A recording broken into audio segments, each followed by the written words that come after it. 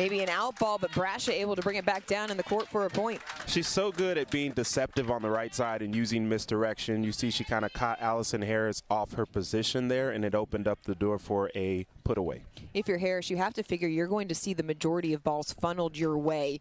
Columbus wanting to keep it away from Tyra Black. But Harris up to the challenge. Yeah, and you're right. And early on, we don't really see Tyra Black covering too much court, so she's really allowing Allison Harris to get set in this game. 3-1.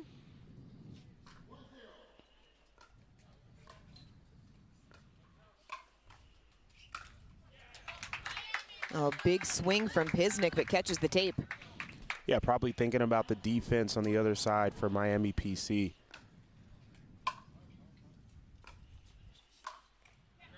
Inside out forehand, Brasha able to get the point off of the edge guard. Something to note, the shadows coming across the kitchen. How much is that impacting the balls coming out of the shadows and into the sun? Yeah, it's difficult, especially when there's a firefight that's happening, or if somebody drops the ball close to there, you can see there. It's just a split second, and all of that matters in a game like this. Another point for Miami. It's 5-2 in this final group stage play. Harris with the forehand error.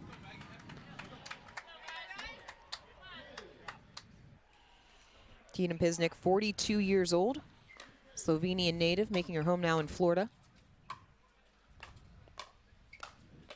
Oh, beautiful construction there for Black doing it herself. Yeah, it's subtle because Harris missed that drive on the previous possession, and then you see Tyra Black now taking more court. So she's not waiting to insert herself here. Black, one of 6 players that made the jump from the challenger level to premier this season.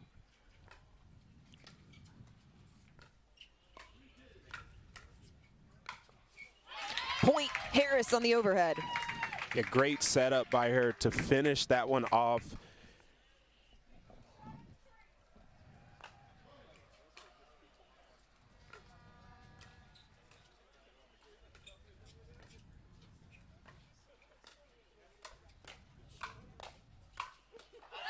Firefight as Brasha finds the feet of Harris. And Harris has got to be careful with leaving anything up to the side of Maggie Brasha because that misdirection makes it extremely tough.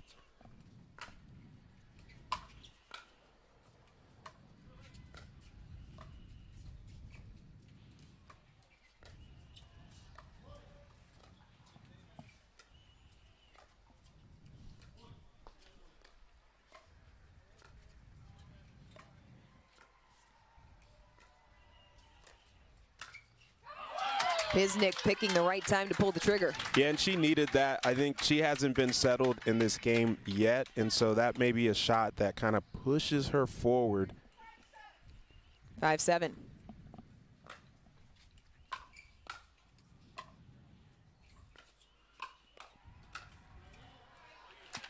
Another good ball off the paddle of Pisnik. Yeah, the ball hit the tape from Pisnik, but it really started with Brasha in that misdirect again. She caught Black off-centered.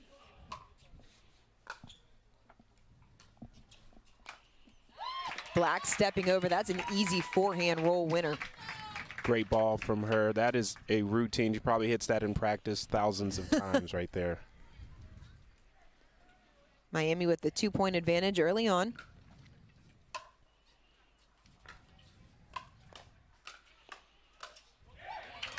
Another point.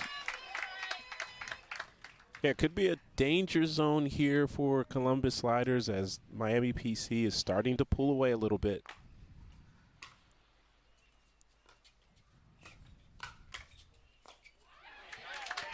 Harris not able to handle the ball at the feet. That was a much needed block there from Pisnik because if that ball goes down, it becomes a 4-point lead.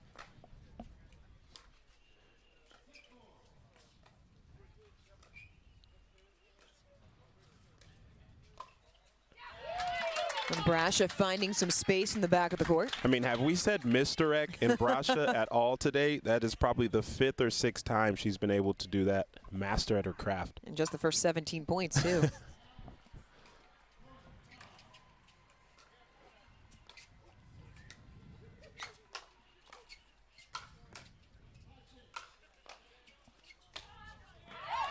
Well, some tremendous defense, but Pisnik pushes it long. Yeah, we call that an emotional miss there. She had everything she wanted, but she wanted to put that ball away so hard, and it cost her.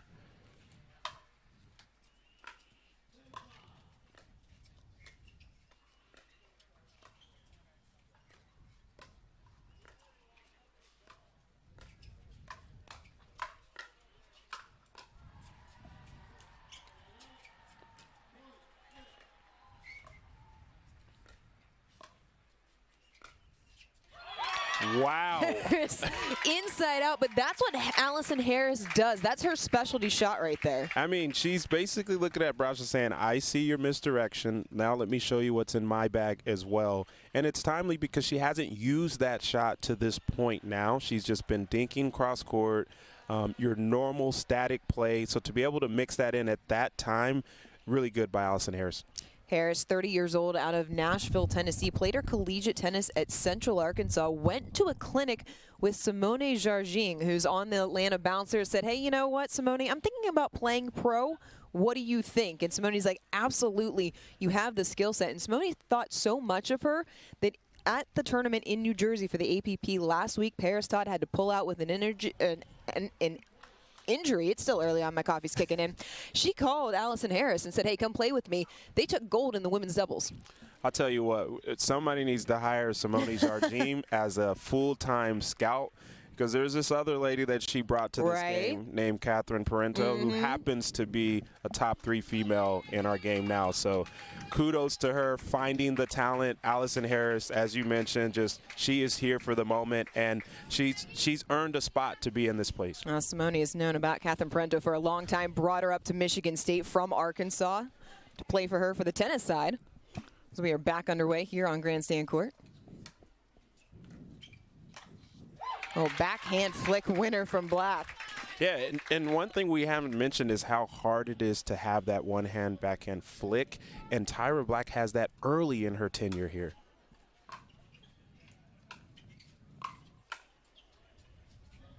What a hit.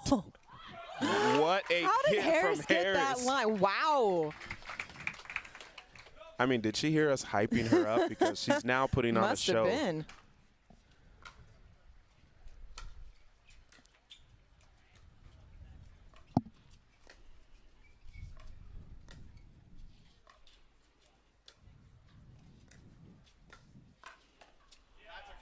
Good speed up there from Brasha.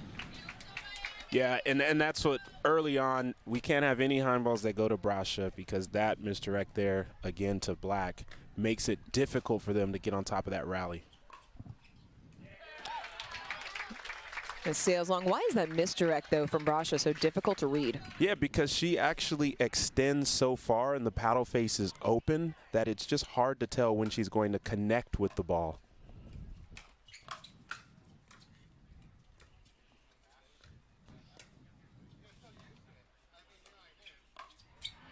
Another point for Brasha. You'll hear analysts talk about holding the ball on the paddle. That's what they mean, right, by misdirect? Yeah, absolutely. And she just did the same thing there. She could have went down the line with that ball, cross court, but she goes in the middle with the same exact swing.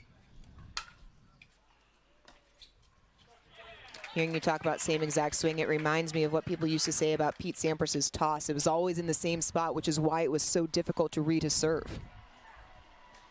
15-10.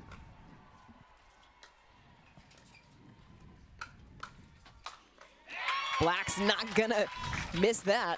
Yeah, and there's two types of attacks. There's the attacks that are deceptive and the ones that you know are coming. And that's what Allison Harris did there to set that point up.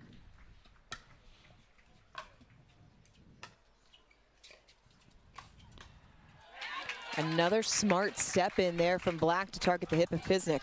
Yeah, and I think it's time for her to do that every single point here, because her athleticism and speed can really help them finish this game off.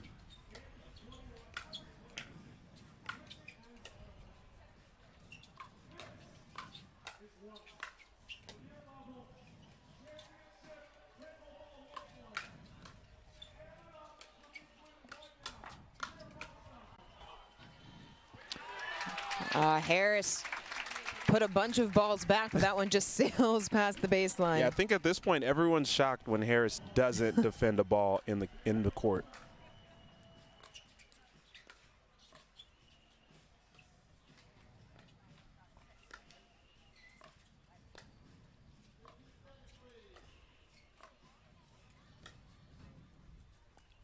Oh, what a lob. Again.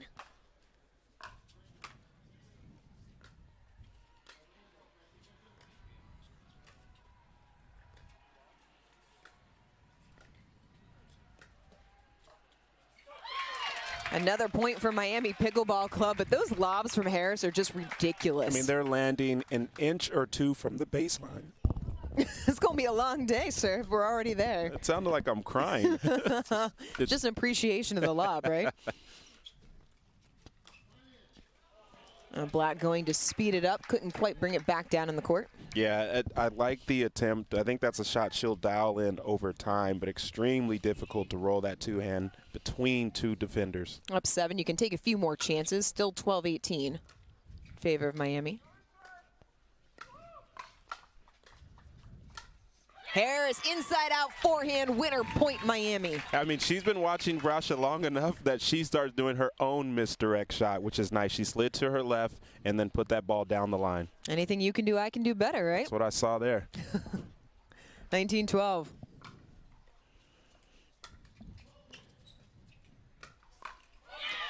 Backhand error from Brasha, and it is game point Miami as they have taken a stranglehold here on the women's doubles.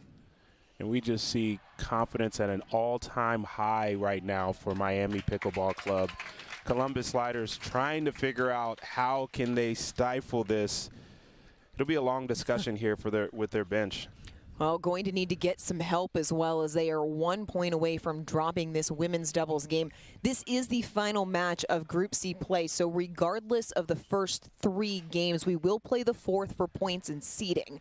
So we will go the full distance here, but again, this match deciding who moves into the playoffs and who goes home. So lots of implications, and it's even more important to get on the board first here. And for Columbus Sliders at this moment, we mentioned Tina Pisnik not being scared of the moment, and I don't think we've seen that by any means. But she has not inserted herself in this game, I think, the way that she would want to. And they really need her to build that momentum now because they're going to have to utilize her in mixed doubles at some point. A little passive for your taste. Right. Time back in. Game point, Miami.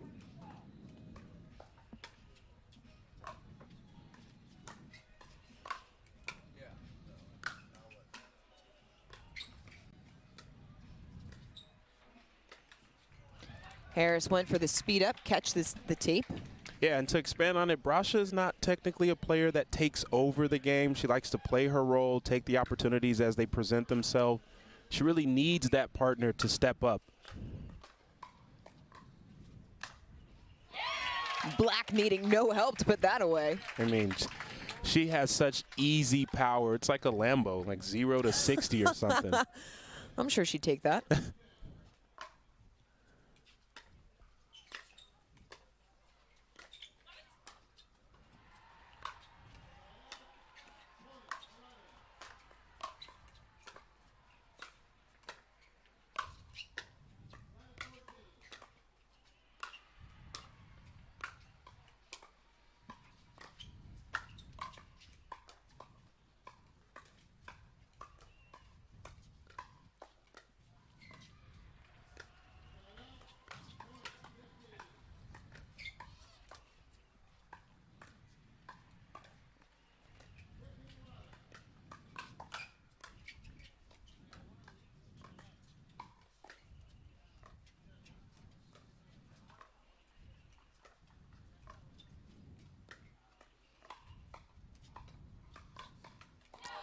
Oh, what a rally. That was a really smart decision there by Brasha. And, of course, it ended in a misdirect from Brasha, but the spot and the position of where she put that ball was just impeccable. It's still a 6-point deficit, 14-20.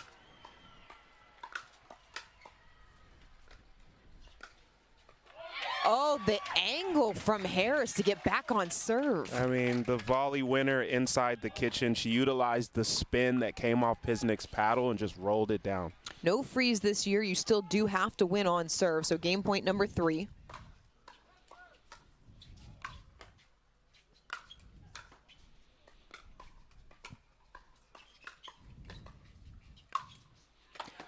Brasha with the extreme angle overhead put away. Yeah, they're just working the point at this moment, and then Brasha's finding opportunities. I'll tell you what, if this gets to 17-18, things can start getting a little interesting here for Miami PC. 3-0 run for Columbus.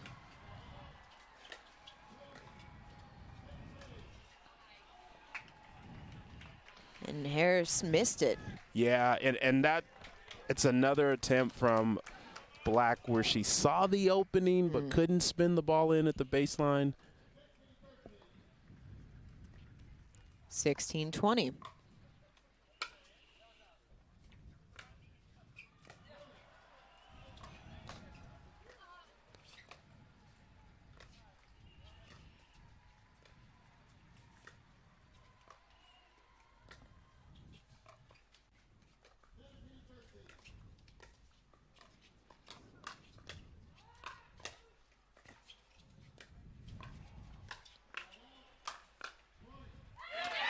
Black finishes the point. And there were multiple balls in that rally early on that were inches from the line. I mean, so for Miami PC to come out on top of that rally.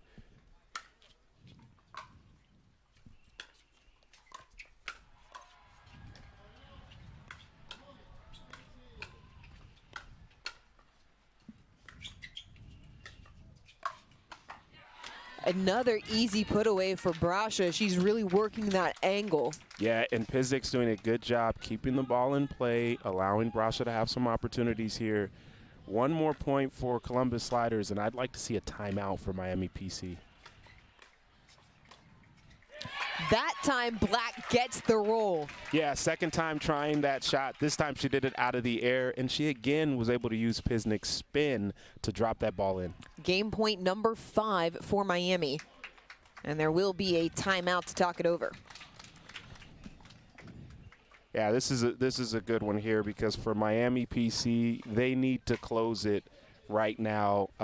You start to see the Columbus Sliders getting confidence, and we see this all the time, especially in rally scoring. When it gets late, you start missing a couple points, the other team hasn't closed it out, you feel like you got a chance, and that's the last thing Miami PC wants for the Columbus Sliders to have at this moment. It was a bit of an issue yesterday for Tyra Black and Allison Harris in their opening match against the Brooklyn Aces. They had match point against Catherine Parento and Andrea Coop, but could not put it away. Ended up losing that game 27-25. It's tough because mentally, as a human, you feel like you're there. You see the finish line. All you have to do is cross it, but in this type of environment, you have to stay totally locked in and almost act as if it's 0-0 and we need every single point. You cannot let up, and let's see how Miami PC responds after this timeout. That final point is always the most difficult.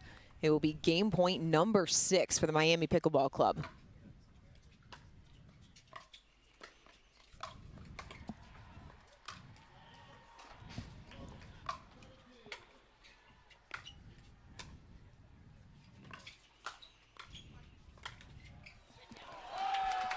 Oh, my goodness. After just some insane defense from Black, who runs into the board, comes back. They make their way to the kitchen line. Harris just clips the tape. 18-20.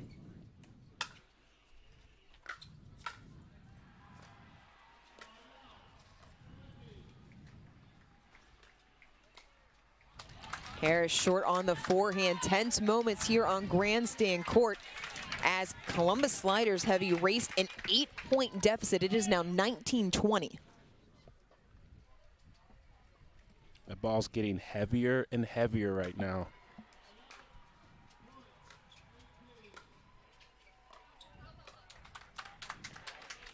And that ball called wide from Brasha. They're asking the second ref, Michelle Bumgardner, did she see it? She says, I didn't see it.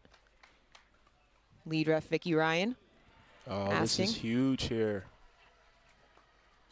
Yeah, this is we are huge. going to have a challenge here. You are right. The magnitude of this challenge cannot be overstated. I mean, this is big because for Harris and Black, they have lost some momentum.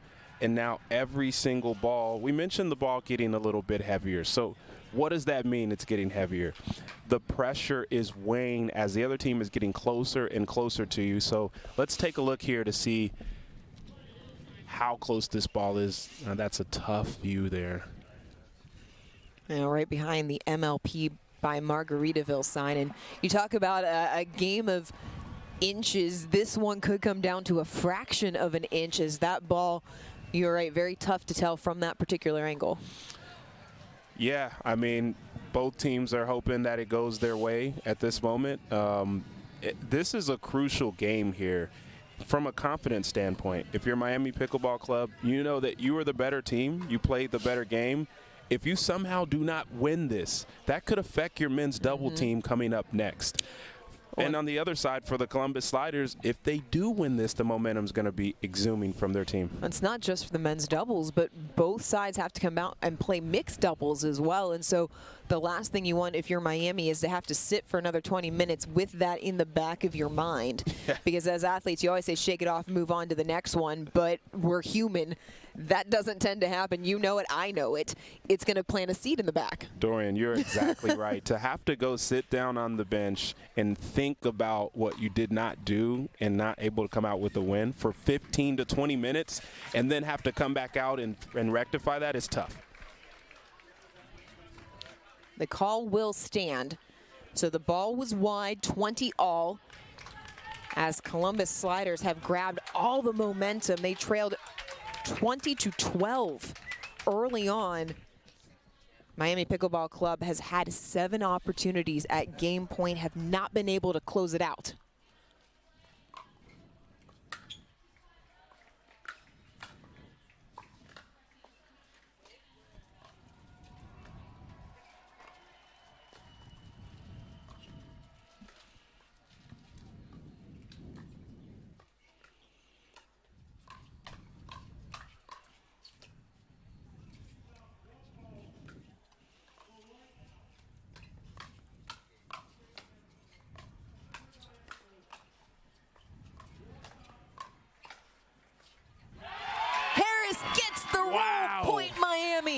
What a rally, and that ball lands in for Harris. A much-needed point there for Miami Pickleball Club. A bit of redemption for Allison Harris, and it's game point number 8.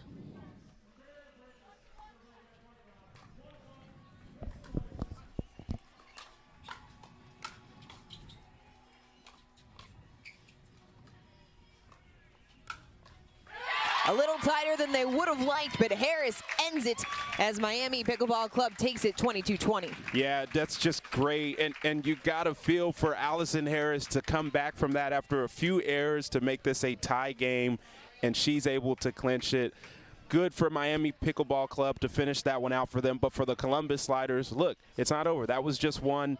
That was actually a game that they were down by as many as 8 to 9 points. So to make it a 22-20 deficit is good for them. They've got to send their men's team out to go out and get a win.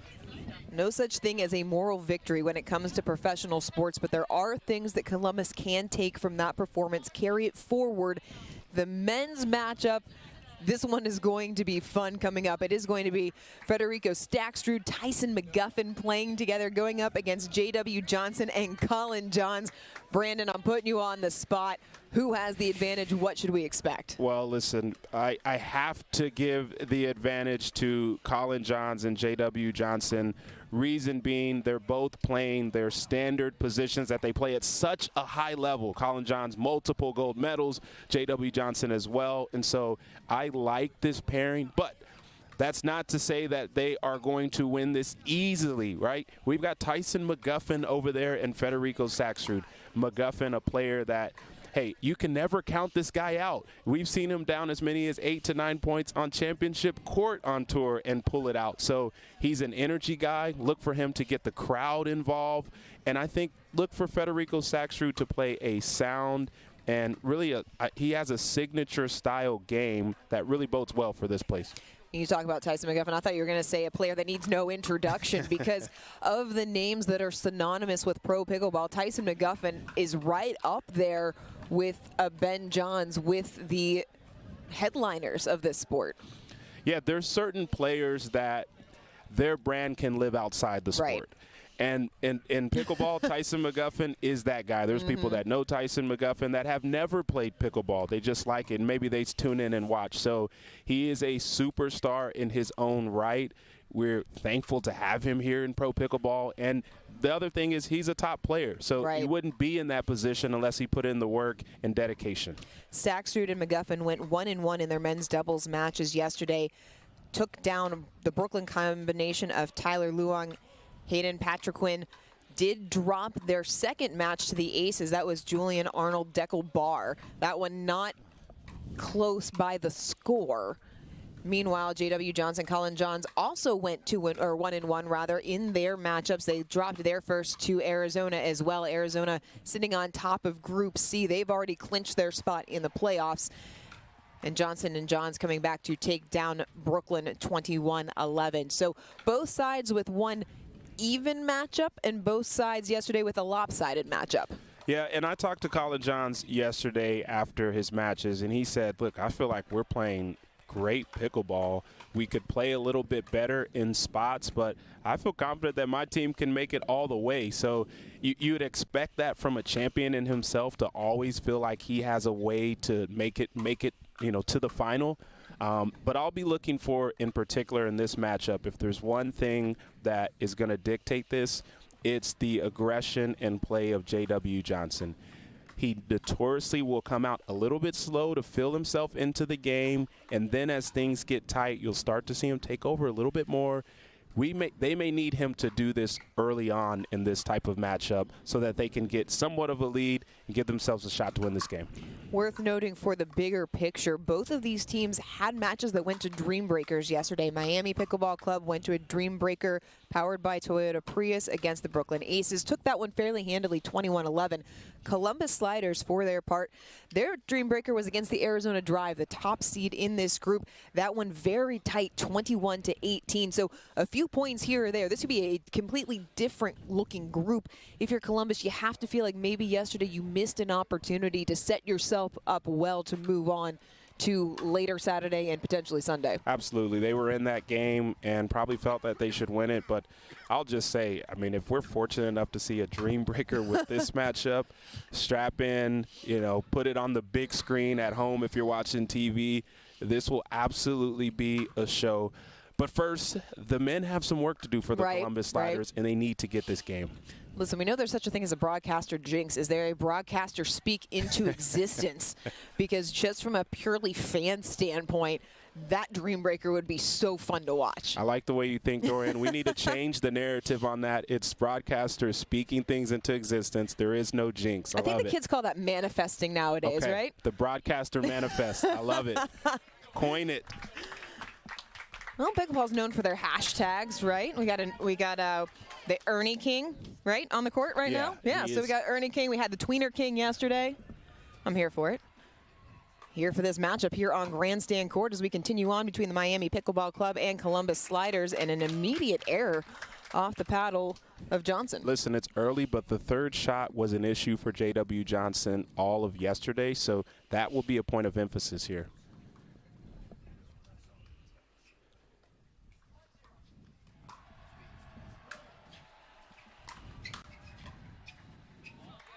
A third shot issue for McGuffin. Yeah, that was a big drive from Stackstrud. He's showing that he's ready to go here.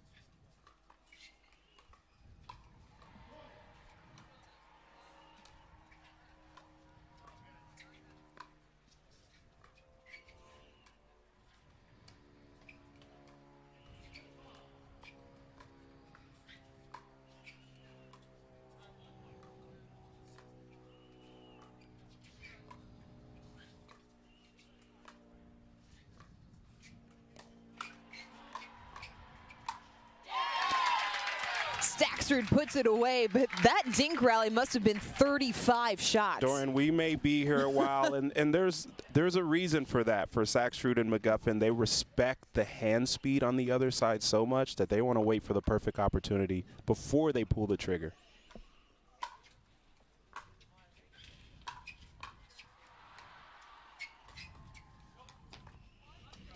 Staksrud calls it wide. Yeah, the miss there from Johns as he tried to get Staksrud off balance. And McGuffin can't make the pickup.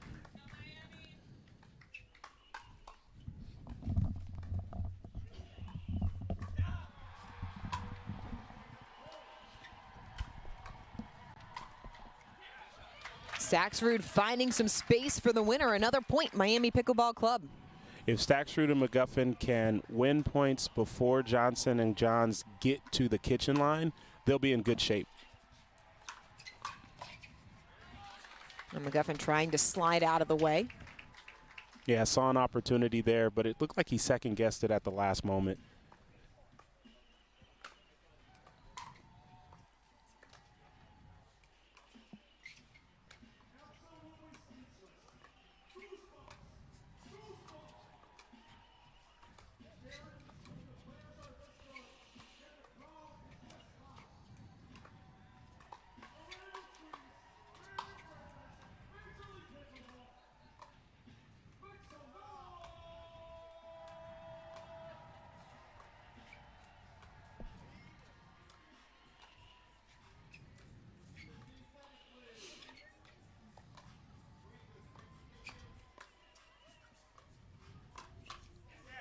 Point Miami.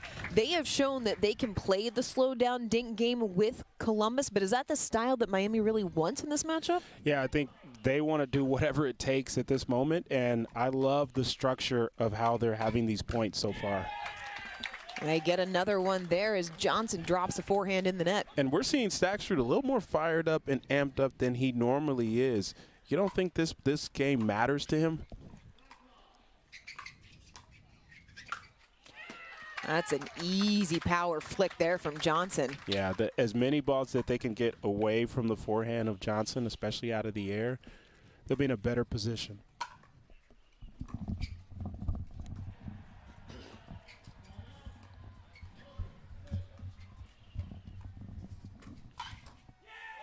Staksrud speeds it up into the hip of Johns. And you see him starting to open up more offense in the area of Colin Johns. He's starting to feel a little bit more comfortable at this moment.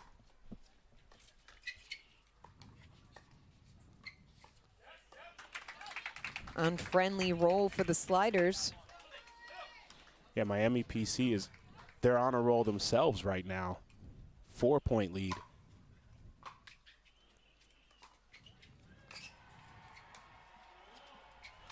Staksrud making an error to give the serve back over to Columbus. 5-8.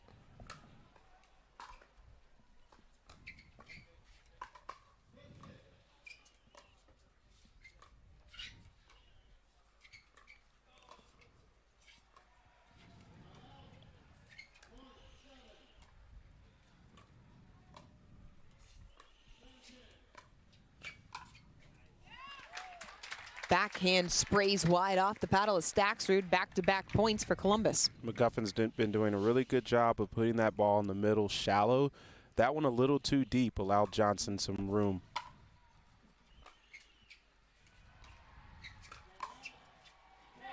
Oh, how did McGuffin get that to drop in? Yeah, that's just an insane block there, and I think all 4 players were shocked that this ball dropped. Maybe all 3. McGuffin didn't look shocked himself. I don't think McGuffin's shocked when any of his shots go in. Let's be honest about it.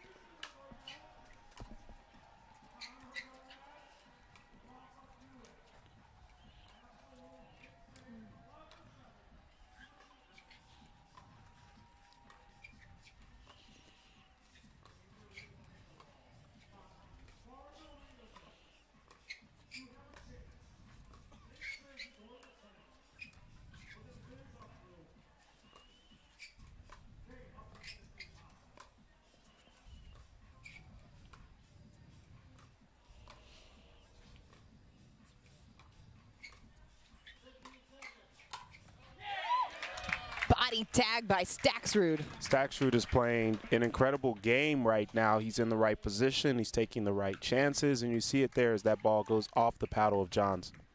Staksrud, 27 years old, out of Buenos Aires, Argentina.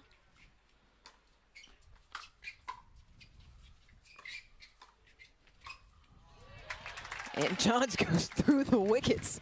Yeah, Staksrud, I talked about making all the right decisions. Here he tried to reset a ball on the way forward that he probably should have attacked, and Johns took advantage of that. Backhand comes up short off of the paddle of Johnson. We head to the end change. Miami Pickleball Club up 11-7. Brandon, it's felt like they've pretty much been in control of this game from the start. Yeah, they have. They've been playing well. And mentioned Staksrud making all the right decisions at this moment. And Tyson McGuffin hasn't been pulling the trigger as much as he normally does. He's really keeping the ball in play, moving it around, and then allowing Staksrud to dictate some things at the kitchen line. But for the Columbus Sliders, it still seems like they're in the filling out process of this game. You know, they are putting balls in play to kind of see what opportunities pop up. The issue is that Miami PC is not waiting at this moment, and Staksrud is dictating this. So I look for J.W. Johnson to maybe speed up some more balls off the bounce, test the hand speed of Tyson McGuffin, open this game up a little bit, because the way that they're currently playing, it doesn't seem like they'll be able to get the job done. Would you like to see Columbus be more aggressive earlier in the point or just pick their spot better? I think earlier in the point would be good, just to mix it up. It always helps for the Sliders when you can get a service error. Yeah, a free point helps. 8-11.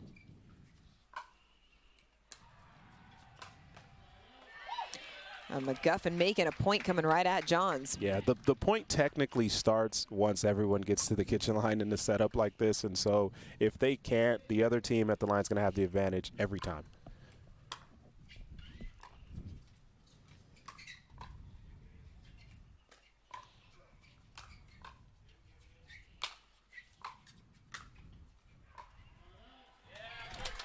Yeah, and there you see it there. Johnson, as soon as they got to the kitchen line, Johnson takes the ball off the bounce, speeds it up to McGuffin, and it ends up beneficial for Columbus Sliders. Back-to-back points coming out of the end change.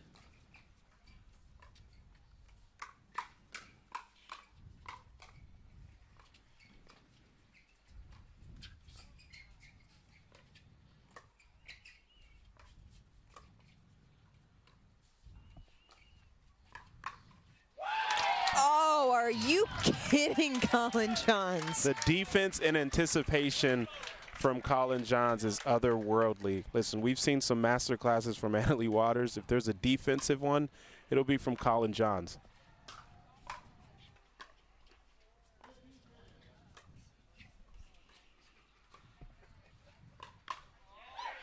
Speed up right into the hip. That time, Johns can't come up with the shot. Yeah, and he's pointing to the back of him like that ball's way out. But McGuffin took the opportunity, sped it up low, and kind of caught Johns off guard there. Ends a 3-0 run by the Sliders.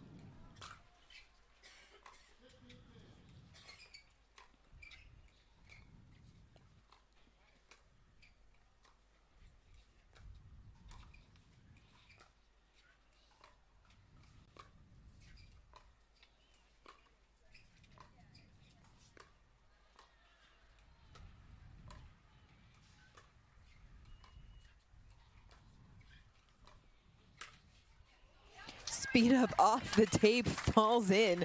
Another point for Columbus. And that's one of those balls where Johnson was not speeding up before the changeover, and now he's taking the chance. And it's working out well for their team.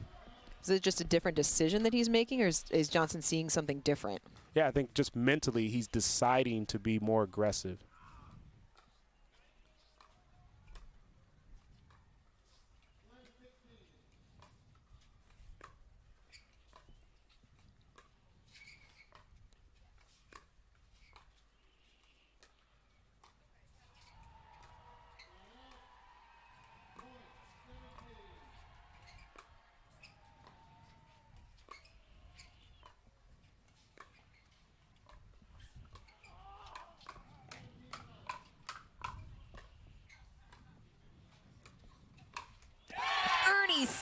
Stacksrud point Miami. Yeah, it's a great play from Stacksrud. Anytime you've got chaos with the partner in front of you, it's a good time to have the deceptive Ernie. Controlled chaos from Federico Stacksrud in Miami, trying to pull away here in this men's doubles game, up 14-11. And McGuffin can't come up with it. Yeah, just trading points back and forth here. See if the sliders can even this up.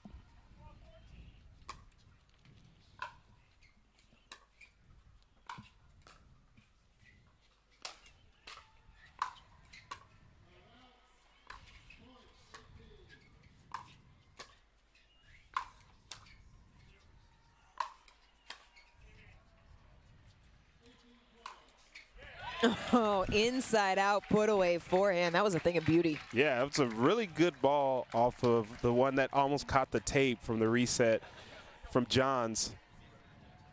Stacksrud has a lot of tricks in his bag as well.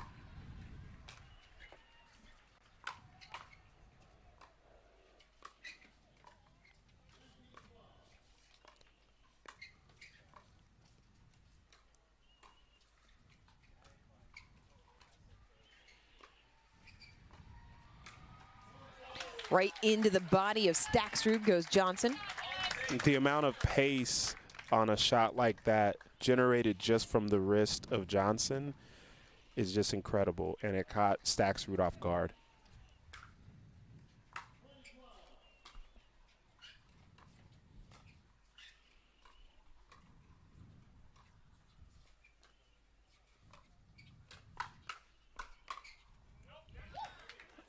John's trying to find the angle, just sprayed it wide. Yeah, that ball was just wide, but man, the insane resets between Johnson and Stacksrud in the middle of that.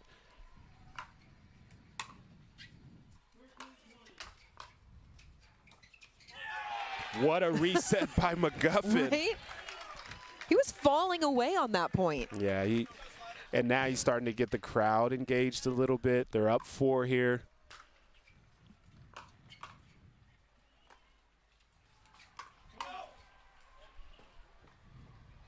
Columbus calls it out.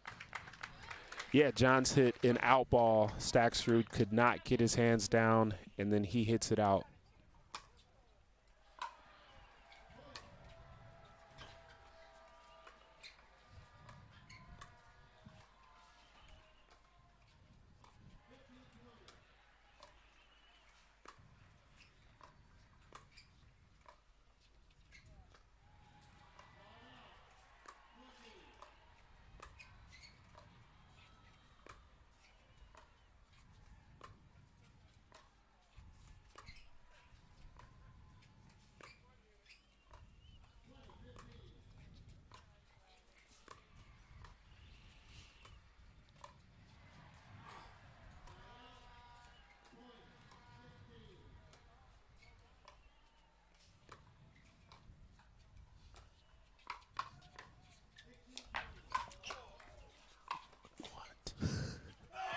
That point was insane on so many levels.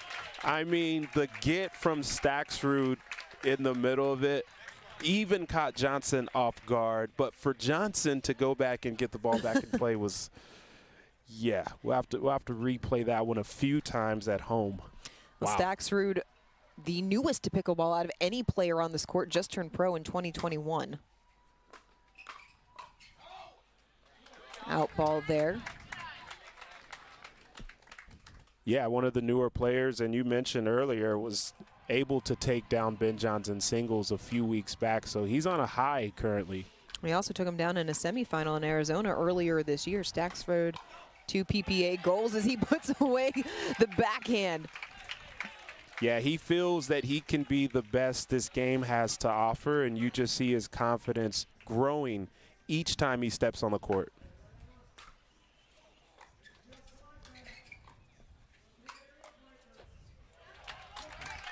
Columbus able to stem the tide, earn another point on the side out. Yeah, we've seen some interesting things happen as it goes down the stretch here. Let's see if the sliders can provide some resistance.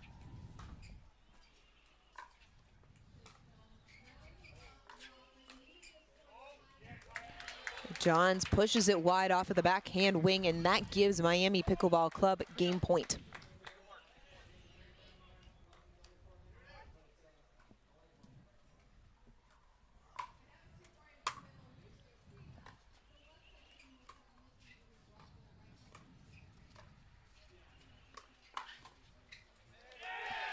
Stackstrud ends it with an exclamation point. Miami Pickleball Club up 2-0. Yeah, interesting choice by Johns to speed that one up late in the rally, late in the game there, but he saw an opportunity. And look, Miami Pickleball Club played a beautiful game there to come out on top. Sliders have to figure out something to see if they can get a couple games here and move this to a dream breaker. The Sliders going to be able to set their mixed doubles team. Teams will take a break. They'll re-warm up. We're going to take a break with them. Don't go anywhere. We have got the final 2 games between the Miami Pickleball Club and the Columbus Sliders coming up here on Grandstand Court. You're watching the MLP presented by Margaritaville.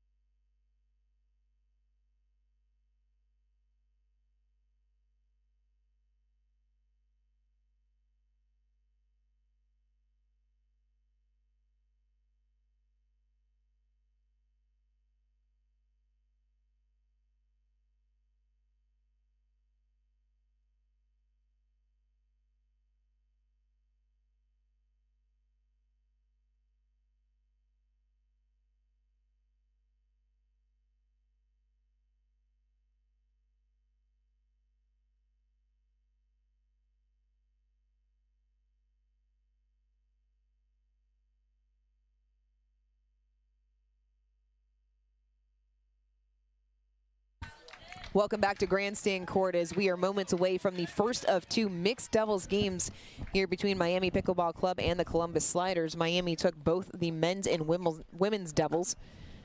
The Sliders in need of getting on the board, and that'll help. Forehand winner from Brasha. Yeah, and we see J.W. Johnson smiling in this matchup, which is good. We didn't see that in the men, so hopefully he comes out a little more aggressive.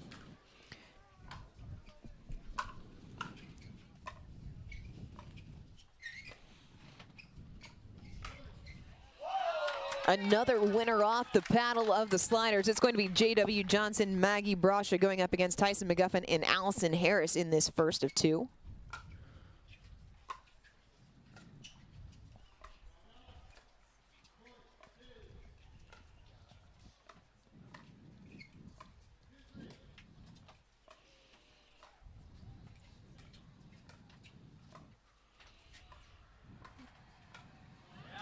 Harris went for the speed up.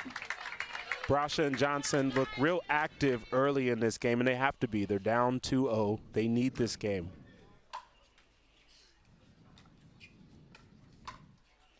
Quick 4-0 lead for Columbus on the winner once again off of the paddle of Maggie Brasha.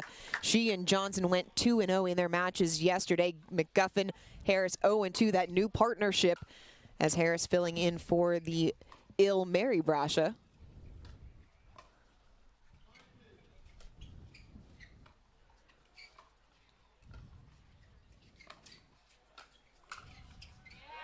Johnson finding a hole through the middle, backhand winner. Columbus roaring out to a 5-0 start. Yeah, and the Sliders put out their #1 mixed team in Brasha and Johnson. Gotta have it. Yep, it's important. And then you look on the other side for the Sliders, I'd say it's maybe their 1B team with Stacksrud and Tyra Black waiting, hoping they don't have to come on and win this game for them. McGuffin pushes the backhand flick long on the Ernie attempt, but that's why Miami chose to react first. They're going their second team against the first team, hoping you can just pick it up now and you don't have to rely on that #1 team.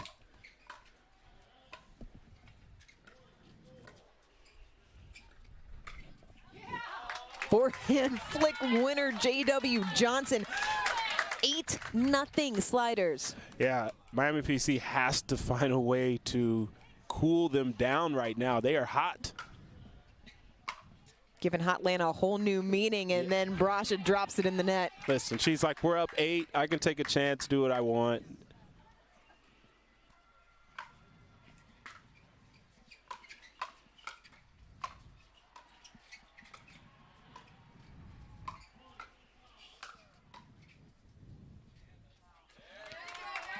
Sails long off the paddle of McGuffin, make it 9-1 as Columbus able to get back on serve. McGuffin and Harris have not been able to get their bearings or settled in this match.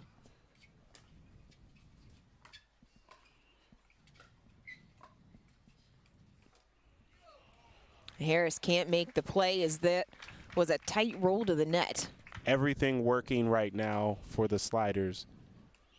And watching McGuffin and Harris warm up here prior to the start of the matches, it looked like there may be some communication issues in the middle, still part of that getting used to one another. Brasha coming up with the air. That will help, but Miami Pickleball Club some work to do, trailing by 8 early. Yeah, and this is mixed doubles is one of the toughest things to just step into. So for Allison Harris, she's got to figure it out pretty quickly here.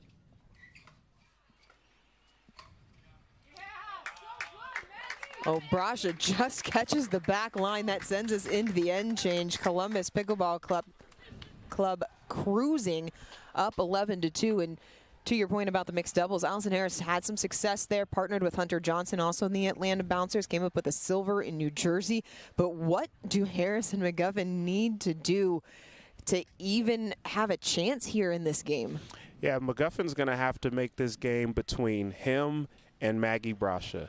Not that that's an easy task, but they cannot allow J.W. Johnson to continue dictating what's happening. He's sliding over. He's taking more balls than they would want, because the J.W. versus Allison Harris matchup favors J.W. Johnson heavily. So what Tyson McGuffin's going to have to do, he's going to have to skew that in their favor. It may be him dinking up the line a couple times to get that cross-court battle action happening and then seeing if he can move over and find an opportunity. Sliders out of the end change early, all smiles along the baseline. Why not? You're up 11-2 in a must-have game for Columbus.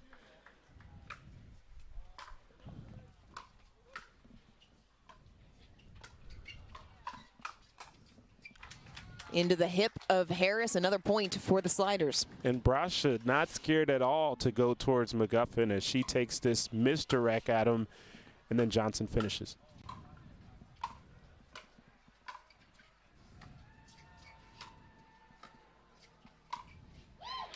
Roll shot from McGuffin finds some court. Man, the amount of pace and spin he got on that ball is pretty good from that low position. 3-12 still.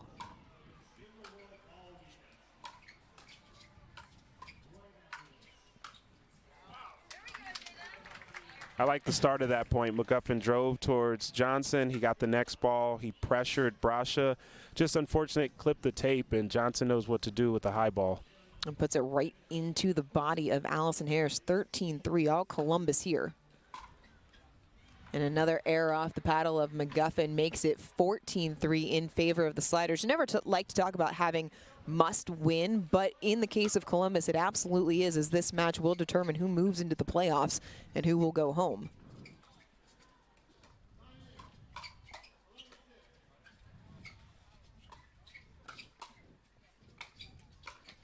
And Columbus playing like a team that's not ready to leave just yet.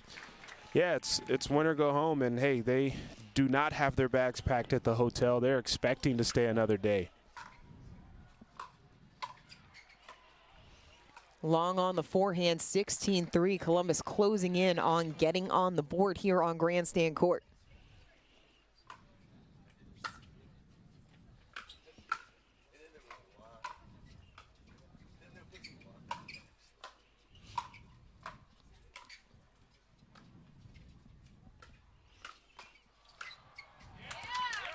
Right at the feet of McGuffin. Johnson and Brasha just applying relentless pressure. Yeah, they are taking it to Miami PC right now. One of the more lopsided scores you will see in the MLP. Yeah, and right now for Miami PC, they've got to find a way to build some momentum. You don't want to send your next mixed double team out and you're down by 15, 16 points in the game before.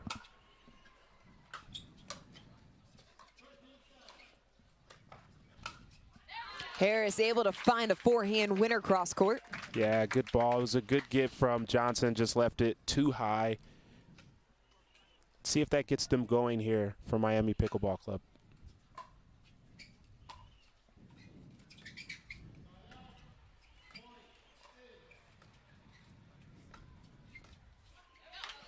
Different score, larger margin, but we did see in the women's doubles that Columbus was able to fight back, erase an 8-point deficit. Yeah, and that's 3 quick points for them here. 6-18.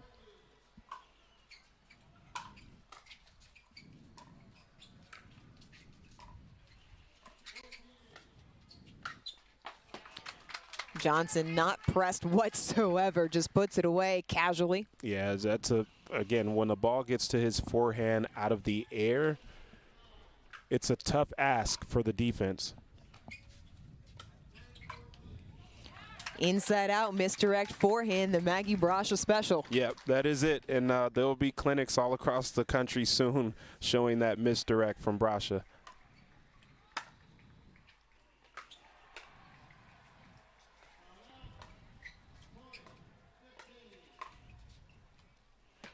Roll shot finds the back of the court, and Columbus Sliders get on the board with a dominating performance in the first of 2 mixed doubles games, 21-6 over Miami.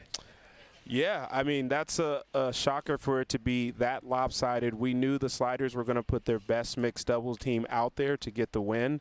But for them to win by 15 points here against a credible team in McGuffin and Harris, is a bit surprising.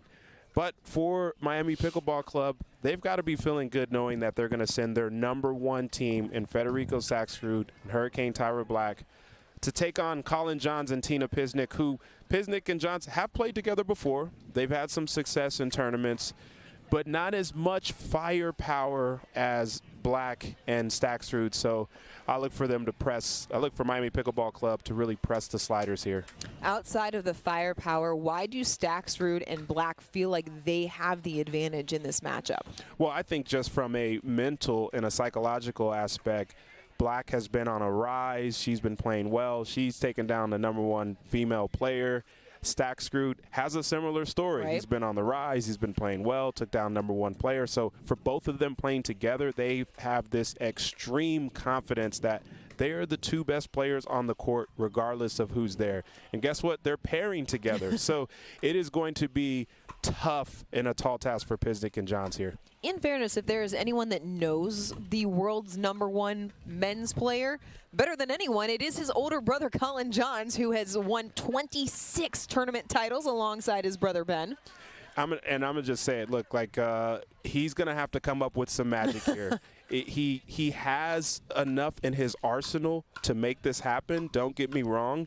But he is going to be playing the left side. He's going to have to get creative. He's going to have to be crafty. I mean, look, they say tricks are for kids. He's going to have to pull them out for adults here in this particular game if they want to get a win. So you're saying he's going to need to pull that rabbit out of the hat? I like that one. He's going to have to do that. Absolutely. Johns, one of the things that he does enjoy off the court is he plays a lot of chess, and so that comes into the strategy and the thinking 2-3 shots ahead and how you want to construct something moving forward throughout the point. He's one of the greatest minds in pickleball. I'm fortunate to go on trips with him at his pickleball getaways business. We'll be in Costa Rica a week from now, spend a lot of time together. He breaks down the game. He has a great understanding of positioning on the court. And also, I think one of the most underrated things is he has an eye for what could be happening next in pickleball. He's working on shots that he thinks will work. He's the inventor of the shot we call the Scorpion that a lot of people are using now. He's perfected it. So kudos to him. And like you said, he's going to need every inch of what he can do right here in this game. John said he appreciates the uniquely unsolved nature of technique and strategy when it comes to the sport of pickleball. His partner, Tina Pisnik, perhaps the X factor in this matchup, the new partnership in this particular tournament, not overall. Pisnik, we didn't see her be as assertive as you would expect in the women's doubles. Going to need to have that here, but the hands, her skills at the kitchen line in terms of her hands make her elite. Yeah, and look, this is why it's going to be tough for them because Johns is going to have to bring some magic. He's going to have to use everything he has.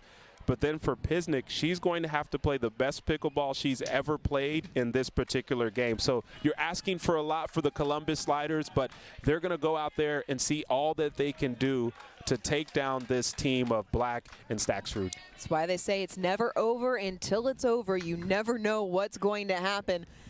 And Columbus will serve first here in this second of 2 mixed doubles games. Miami Pickleball Club leading 2-1, trying to close it out and move on to the playoffs.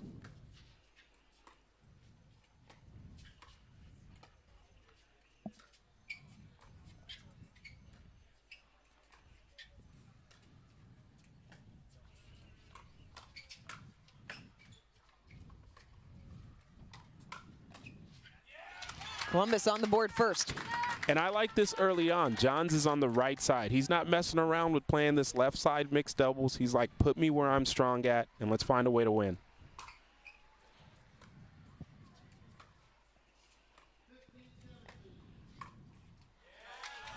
Tags Saxrud in the body, 2-0 sliders. And I think that setup early is causing issues for Black and Saxrud.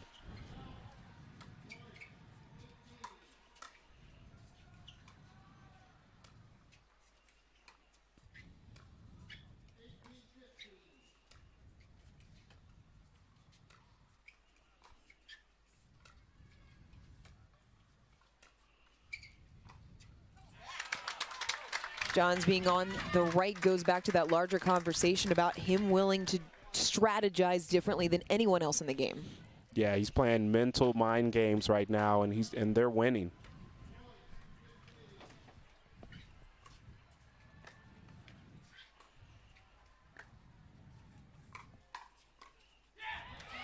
Now still winning on the scoreboard, but Staksrud able to get Miami a point. And that's a play there for Johns that he likes. He actually rotated back to reset that ball, just didn't get enough on it.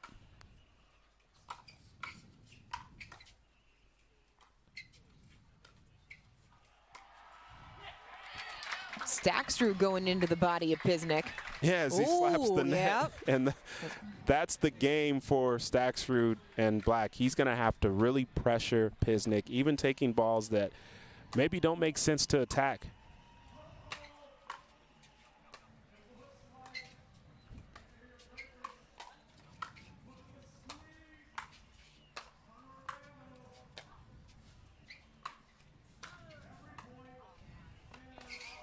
Oh, Tyra Black goes feet first into the net, pops up, looks like she's okay. Great effort, but a heady play there by Johns. Yeah, I mean, she gave that one all she had, and she had to have slid about 3 or 4 feet just from the speed there. Great play from Johns.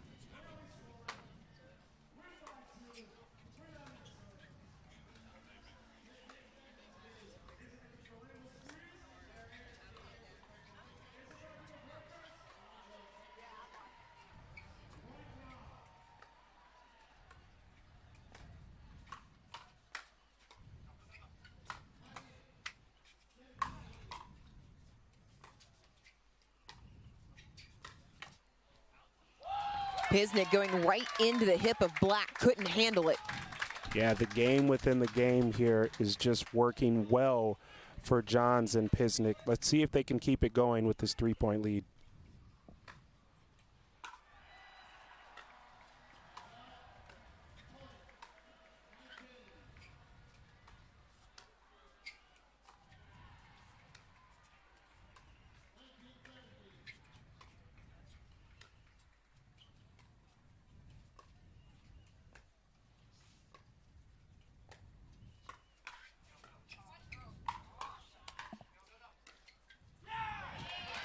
Staksrud able to find an angle. Pisnik can't get it back.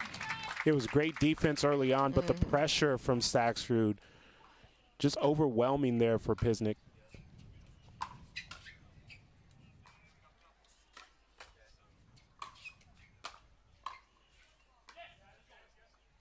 Foot fault.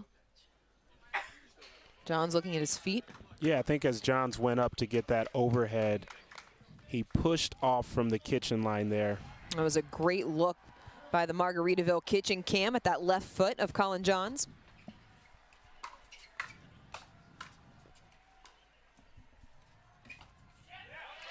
Pisnik into the net as Miami Pickleball Club has battled back to tie it at 5 apiece here early on Grandstand Court. MLP presented by Margaritaville, day 3 of this Atlanta tournament, the first stop of season 2 of Major League Pickleball. Dorian Kraft, Brendan Enzikpong, happy to have you with us here. Staksrud, backhand air. Yeah, I think things that can happen for Black and Staksrud, they have to get up to the kitchen line. And then for Pisnik and Johns, they cannot miss those dinks there in the kitchen from the right side. Black finding some space.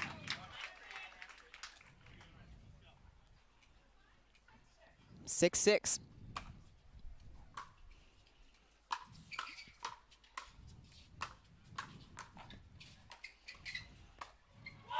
Oh, Black going right at Johns.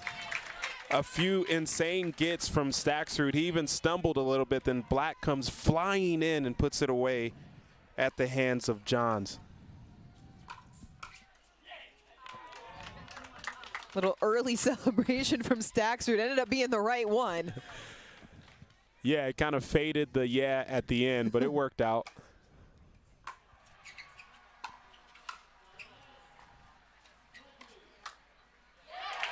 That's a clear winner off the paddle of Black. And Johns is even shocked. He didn't think Black would speed that ball up or that there was enough meat on the flick, but he had that. She had that one there. It's a great ball. Black has been on the rise over the last season plus.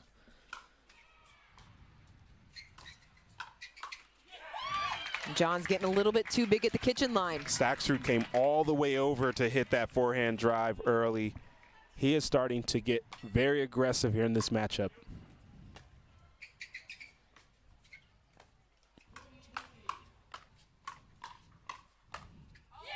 Another point, backhand winner, Tyra Black. It is a 9-1 run for Miami Pickleball Club. And it was essentially 2-on-1 in that rally there as Johns tried to come out on top of the hands battle, but they found a sliver of hope behind him, and he wasn't able to catch up to it. Tyra Black proving why she was able to make the jump from the challenger level to the premier level this season.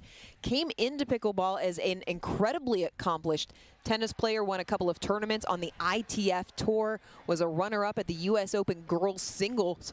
Her dad even coached Sloane Stevens. When you're coming from that type of tennis pedigree, struggled a little bit early on, but she has put it together here over the last 4 or 5 tournaments.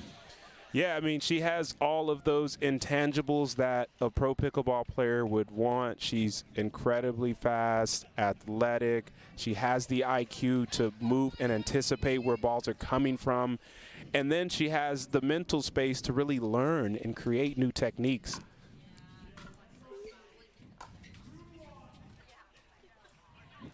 Oh, a lucky bounce there for Stacksrud, catches the edge of the line. And I'm impressed with Miami PC, how they really fended off the attack of Columbus Sliders early on, figured it out. Now they're up 6.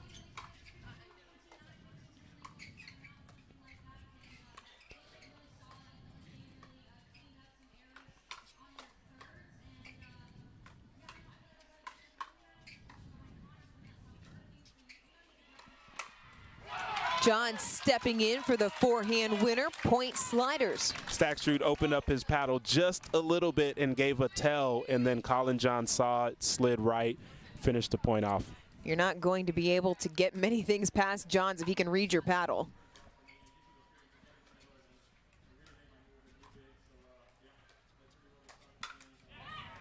Pisnik tried to counter. Miami PC made a tactical change. They started focusing on that middle section between Pisnik and Johns, as opposed to pulling the ball out wide. Why is that the right area for Miami Pickleball Club to attack?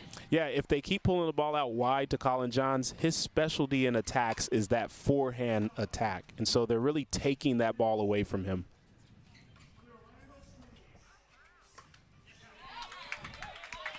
Yeah, as you see there, Black, they've been focusing on that one spot, and now she had an opportunity. But this ball that she put cross court had a lot of pace on it, and Johns is not able to catch up to it and load his attack.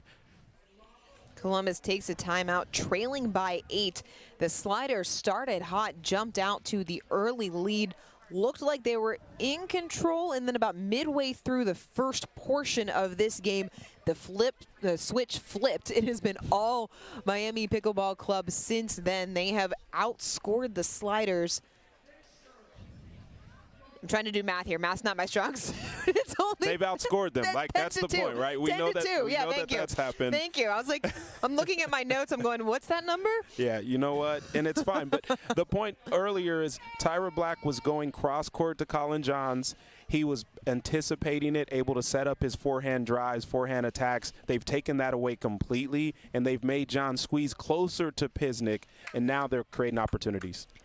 Well, Columbus Sliders going to need to find something soon and get a little bit of help as they are trying to stave off elimination against Miami Pickleball Club, trailing by 8. And we've got a switch here from Pisnik and Johns. Johns now on the left side. Paying dividends immediately. Yeah, look, Sliders came out with the strategy. It worked. Miami Pickleball Club figured it out, and then their strategy worked. And now this is just a readjustment here from the Sliders.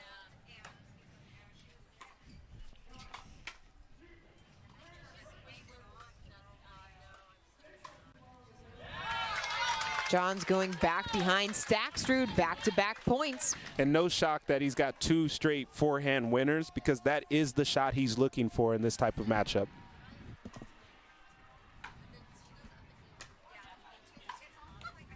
Stacksrud inside out forehand winner.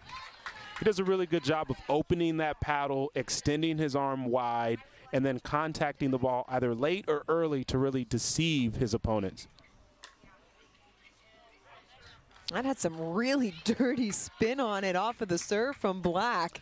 Sometimes that slice from Pisnik can start flying a little bit. She gets a lot of backspin on it. And then Columbus gets the gift from Miami Pickleball Club. Still a 7-point deficit.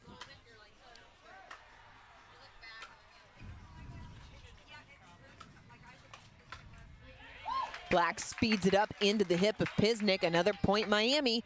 3 away from closing out this match. Yeah, they're playing beautiful pickleball right now.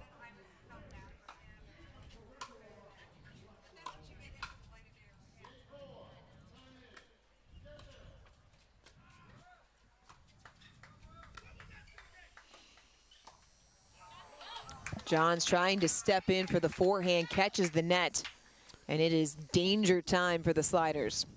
Yeah, they need to pull out all the stops here, see if they can get back in this game.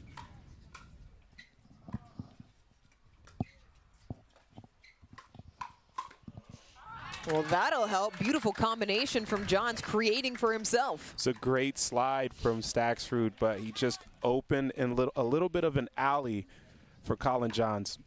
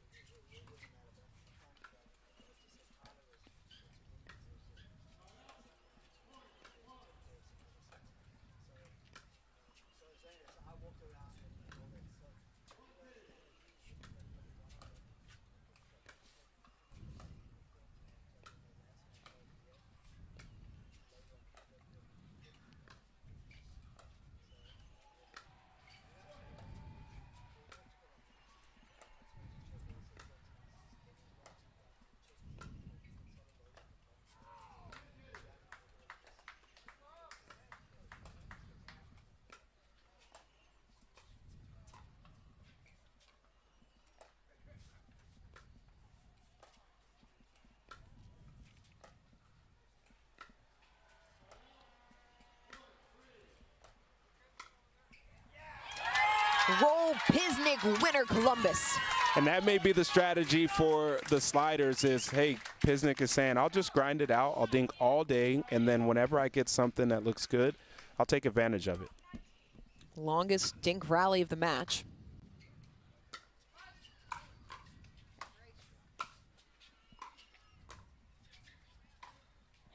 Inside out, put away from Staxrud, and it is match point Miami. We talk about that open paddle face when the ball is high. He executed that beautifully, caught Johns off guard, which is hard to do.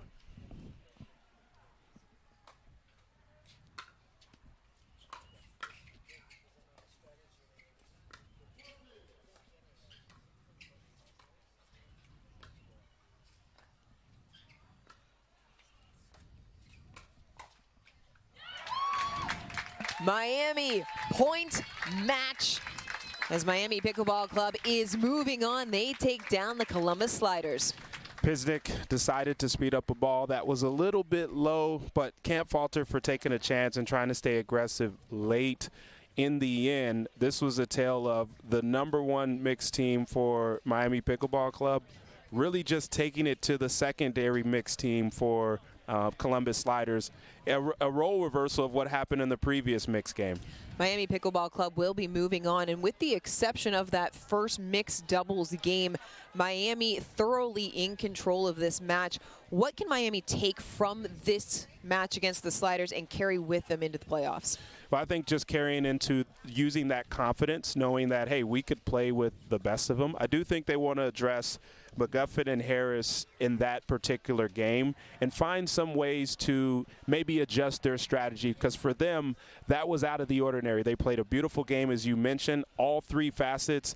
That was the one spot I think for them they can take and say, hey, we can play better in this spot, and we're going to have to if we want to go all the way. Miami finishing up Group C play 2-1. Columbus ending their run here in Atlanta 1-2. Coming up next here on Grandstand Court, it is the Arizona Drive, the leaders in Group C, already 2-0. They've clinched their spot in the playoffs rather. It will be the last one as they face the Brooklyn Aces. That match coming up in just over a half an hour. Don't go anywhere. We will be back with you then. You're watching MLP presented by Margaritaville.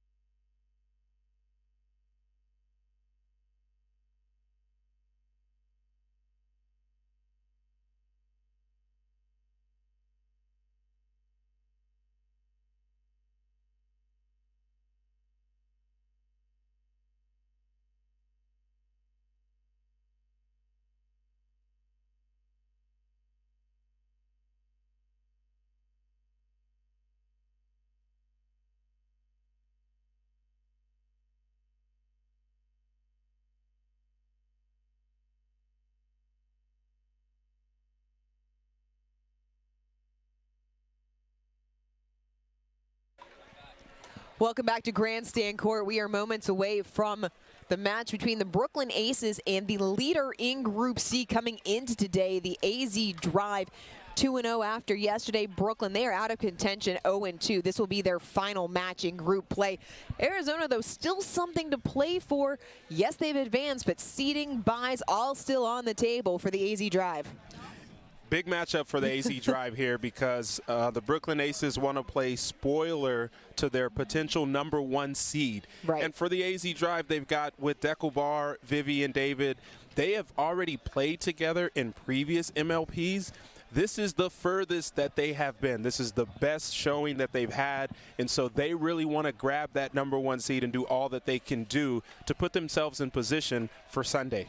Comprehensive look around the tournament so far. Orlando Squeeze took down the Bay Area Breakers, so the Squeeze moving on. They are 3-0 in the tournament. Look to have potentially the top seed locked up. The other undefeated team moving into today was the DC side. They're going to have to play the Chicago Slice. That's not a given win by any means, going up against Ben Johns. The Slice 1-1, perhaps a surprise.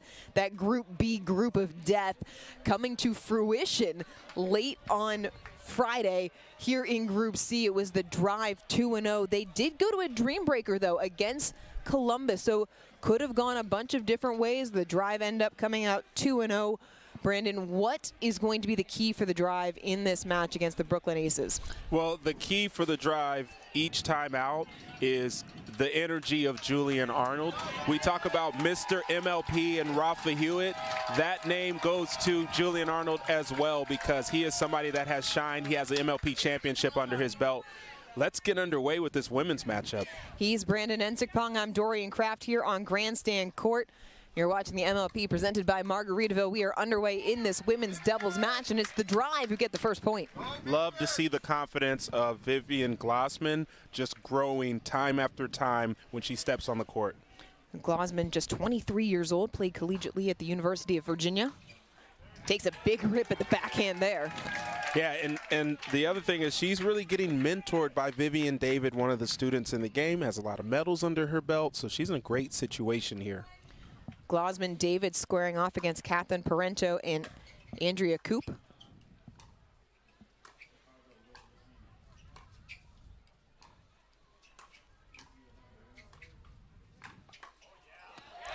Glossman trying to counter, couldn't quite clear the body enough. Andrea Koop, one of the sharpest individuals on the tour. She's got a lot of experience at a high level. Look for her to really impose her will in this game. David, again, forehand, really trying to target this side of the court here on the last couple of points are the Drive, but 3-1 Brooklyn.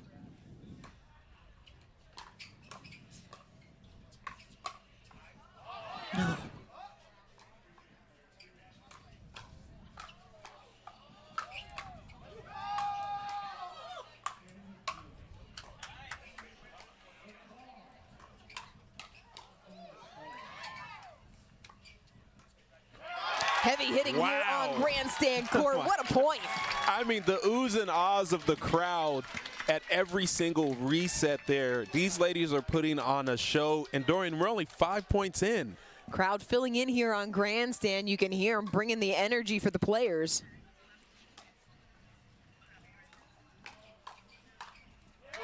Back up the middle. Another point for the Aces. Yeah, Koop does a really good job finding the spot there on Glossman and then sets up a overhead for her to finish it off. 5-1.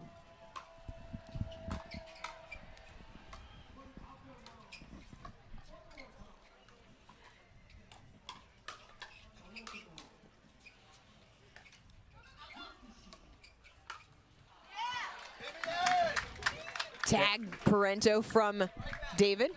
Yeah, the ball clipped the tape. Parento did a great job getting into the kitchen, but just could not get out and establish in time for the block.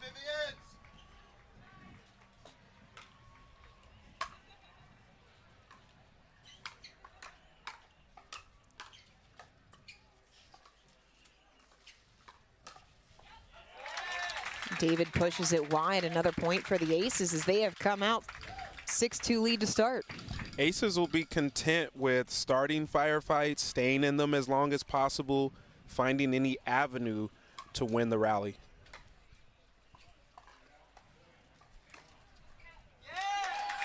Ball long off the paddle of Glosman as the lead grows to 5. Tough shot there for Glosman. She saw the opening but wasn't able to get enough topspin to have that ball drop in, and that forces a timeout early here by the AZ drive. Arizona calling the early timeout. Crowd into it. Seemed to be majority Brooklyn fans here to start. And Vivian Glosman, one of the newer players to MLP, still making the transition. When she's on, she is very on. Has had the tendency to be a little streaky. What does she need to do to dial her game back in against the strong start of the Aces? Yeah, well, it makes sense to see some inconsistencies from a newer player in this type of format.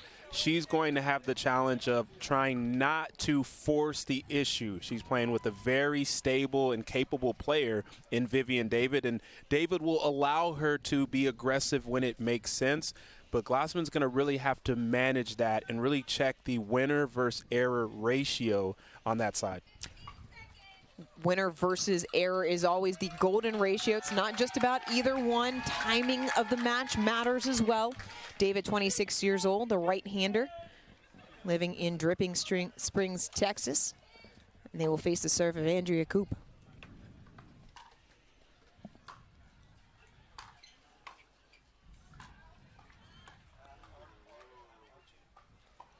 That was an out ball called a little late from Coop. AZ looking to their bench, and they've got some advice from a fan saying to challenge this call, and it looks like they will do that here. So AZ is going to challenge the call on the court, which was that the ball was out along the baseline. Yeah, look, they need to do all they can to find any avenue back into this game. I mean, it's early, they're down 6, but the reality of it is they're playing a team with a ton of merit on the other side. Andrea Coop, Catherine Parento, 2 household names in women's pickleball. And on the other side with David and Glosman, they're trying to figure out the partnership. This is newer for them. They have been playing well. We know that they're 2-0. But that doesn't make this any easier for them to get back in this matchup. Glosman and David yesterday 1-1. They lost their first game to Columbus, came back, took a 21-12 win over Miami. Sometimes when you're looking for momentum, a challenge that goes in your favor, if indeed this call does get overturned, that could be a way to get a little spark. Yeah, we talk about margins being slim all the time out here in this format, and yeah, you're correct. This could be one call that sways in the favor of AZ Drive and maybe pushes the momentum for them as well. So we'll see. It's a timely challenge for them, especially being down by this much. For Brooklyn, they've come out the way they wanted to, trying to play that role of spoiler. What have you liked about the Aces so far? I just really love the mental space that they're in now. We talked about them being 0-2. They're out of contention. This is their last match here at MLP this week. But yet, look how they're playing. Their fans are riled up. They've got energy. They're playing with a purpose. You love to see that, especially from a team here. Lead referee Michelle Bumgardner saying the call has been overturned. That ball was in on the line. Brandon, realistically, what's the difference between 8-2 and 7-3? Yep, you know, I'm going to say 2 points. One is 6 and one is 4, but that's just the mathematics degree in me. Psychologically, it matters because they won on that call. So now for Glosman, I expect her to continue this rise in confidence, knowing that she didn't hit an out ball. She didn't make an error. Her partner, Vivian David, did make an error on the next point. Gives it right back over to Brooklyn, 8-3. For your math degree, that's 5. And another error there from Parento. Third shot struggles. And it's still a 4-point margin. Yeah, and a subtlety of the game, but the wind has started to pick up a little bit, a little swirl out here. Feels like it's blowing from the bottom of the screen to the top, left to right here on Grandstand Court. Glosman leaves it go. Beautiful roll from Coop to bring it in for the point. Yeah, Coop. I just marvel at being able to watch Andrea Coop play pickleball because she is just smart. She knows when to hit shots and where. 9-4. Receive air off the paddle of Glasman as Brooklyn steamrolling towards the end change, up 10-4.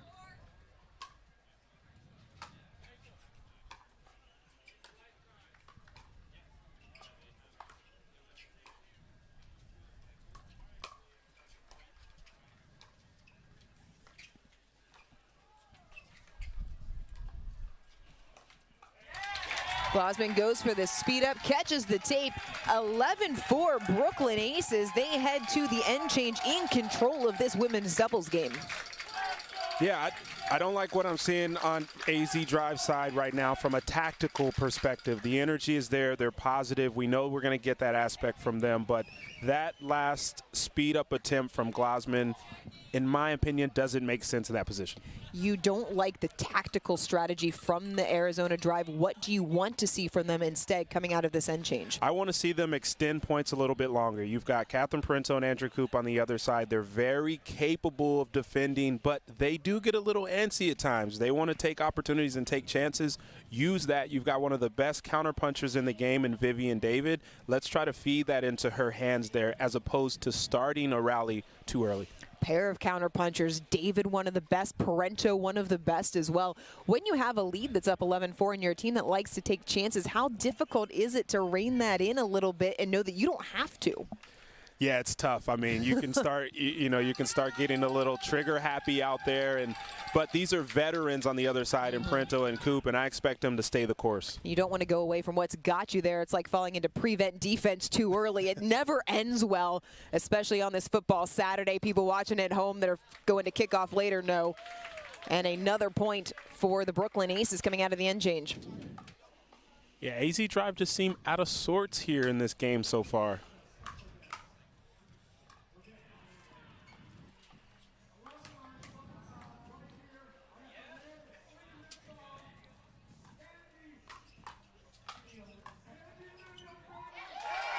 Everything going the way of the Aces right now.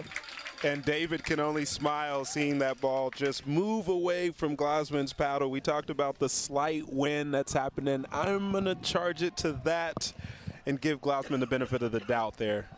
Now coming out of the end change, Arizona now playing with the wind at their back. Right into the hip of David goes Coop. The wind, after it picked up, it didn't really factor in the decision by the Drive in terms of what they picked in signs. Maybe that's a poor choice now once we get into this a little bit.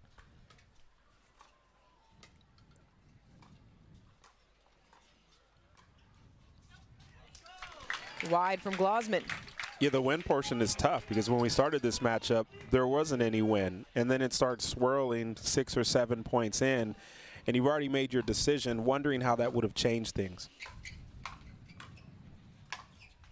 There's an easy overhead put away for Glasman. Yep, she has some of the most power really in the game at the moment, and she's pretty new, so it's awesome to see. That's a ball she'll love to have.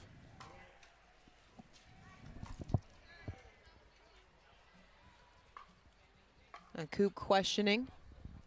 Parento as well. They're asking if that ball was in the kitchen.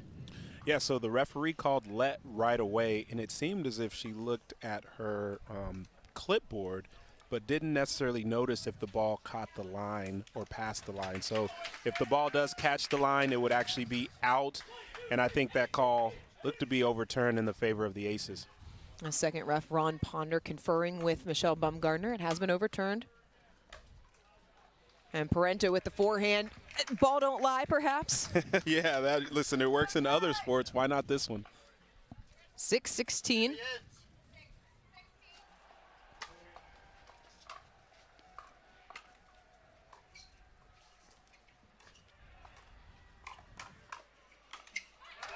Parento trying, or rather David trying to counter, and just too much power at the kitchen line from the Aces. Yeah, another speed up started by the Drive. Not technically a fan of that, but at this moment you're down 11. You got to find out what you can do to get back in this.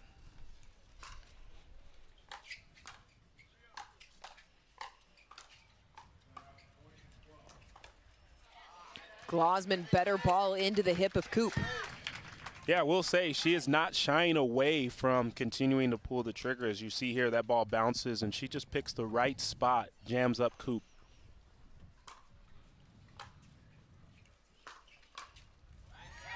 Well, Parento not able to come up with a shot. Back-to-back points for the drive.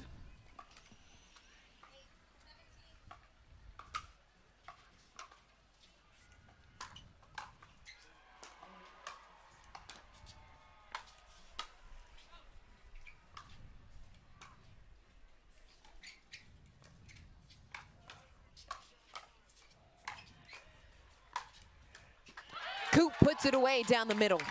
Yeah, and David shaking her head because she was on that ball, but then turns around and sees that Glossman was in a better position. Just all around great pressure, though, from the aces. Cheers of Coop breaking out here at Grandstand Court. You got to add like 6 O's to that, though, okay? Listen, we're not doing soccer. I don't have the breast support for that.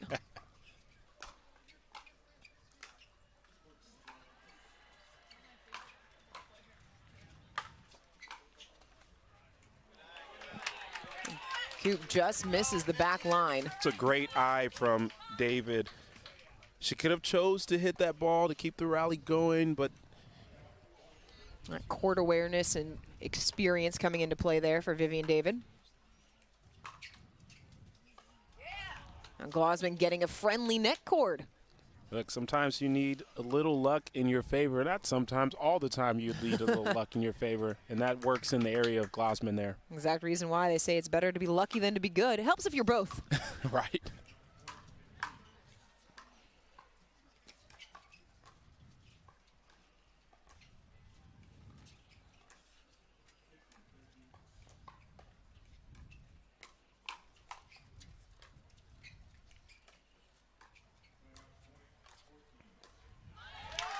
Glossman can't make the dig as Brooklyn now within 2 points of taking this women's doubles game. Yeah, Glossman hit an out ball in the middle of that. One of the downfalls of being one of the taller players is that when that ball rises, it's hard to tell if it's actually going out. And Vivian Glossman standing at 5'11".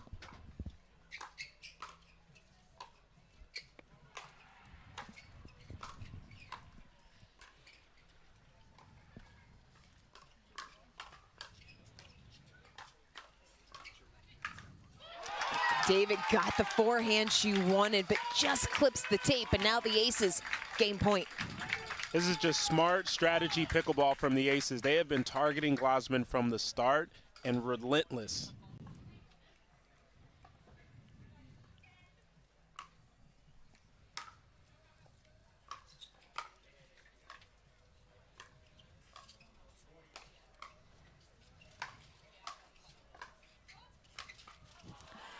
Now Coop telling her that ball's probably gonna go long. Yeah, Parento, it's hard to pull off that one. She wanted a signature fall-off shot with that. And it with some emphasis. Still a comfortable cushion for the Brooklyn Aces.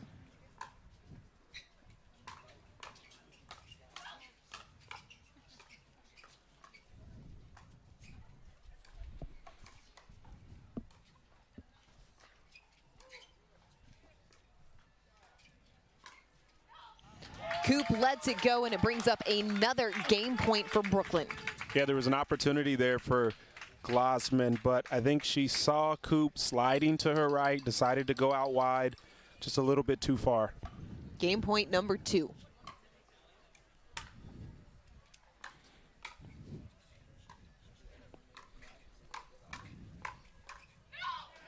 Sails long, and Brooklyn takes women's doubles 21-11 in a controlled effort from Catherine Parento and Andrea Coop. Just sound, awesome pickleball from the Brooklyn Aces right there. Makes you wonder how this team is 0-2 when they're playing like that. But there's more to come. They got to send their men's team out there to take on Dekel Bar and Julian Arnold from the AZ Drive.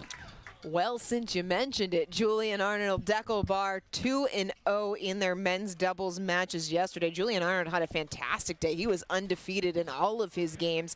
Arnold and Bar will be taking on Tyler Leung and Gabriel Tardio, who is playing as a replacement for Hayden Patrick Quinn. What do Leung and Tardio have to do going up against such a dynamic duo in Arnold and Barr? Well, they're going to have to do a lot, but look, I think they have the exact tools needed to potentially win a game like this. Tardio is, you know, kind of hectic at times on the court. He can cover a lot. He's got some crazy trick shots that you'll see in there, but he's also got a sound game that he can play, and he's imposing. And then Tyler Loon, being a left-handed player, covers his side appropriately. He's been labeled the Ernie King. You'll see him drop. We'll probably have to put an over-under on Ernie's for this game. So I expect to see them play particularly well, but they're going to have to play free. They can't play tight. Tardio's been called up to the Premier League here. He played in Challenger a few days back. He's going to have to bring his best stuff and take it to the AZ Drive if they want to win this game. Worth noting that Tardio did fill in yesterday afternoon in the second matchup for Brooklyn, so not a new replacement today like we saw in the previous matchup where Tina Pisnik playing her first match with the Columbus Sliders. But what is that number, by the way, on the over-under for the Ernies? Let's see. Ernie King, this type of setup, I'm going to set the over-under at 3. Okay. 3 for this game, for the entire match? 3 for this game, and okay. I have to say 3.5 because it needs to be a whole number of what happens. So what are you going to take, the under or you're going to take the over? For the game only? For the game only. Is it Ernie's where you get a point or just the Ernie attempt? No. Because those are two different things. Just the points? These are just Ernie's in particular. Yep. 3.5 seems low. Seems low? I'm going to take the over. All right, you're going to take the over on it. We'll see. We'll monitor that. We could probably put another counter for Deckelbar as well, who is a great Ernie player as well. But I just think this match is going to be exciting. We're going to see a lot of energy here from Julian Arnold as well. You know, and we might as well set the over-under counter on Andiamos. Yeah, that's the next thing I was going to ask you. So we've got Ernie's, we've got Andiamos, we've got all the things, and we've got energy from the crowd, too. These are players that don't necessarily need the crowd to manufacture the energy, but the crowd has brought it so far here on Grandstand Court. Yeah, they really have. This is an exciting atmosphere. It's Saturday, beautiful weather. There's even some light wind. We've got shade, we've got drinks, we've got celebrities, team owners, players. I mean, why wouldn't you be in an environment like this? Are you trying to get Trae Young to come back up to the booth? Is that what's going on here? Please come back. I'm an NBA fan. Let's just talk. You know, maybe play one-on-one or something. You can have Trae Young come up. I still want James Blake to show up, pick that man's brain. It is 78 degrees here in Peachtree Corners, just about 20 miles north of Atlanta, Georgia, for this first stop of MLP presented by Margaritaville Season 2. This has been a fantastic weekend of pickleball. We are not done yet.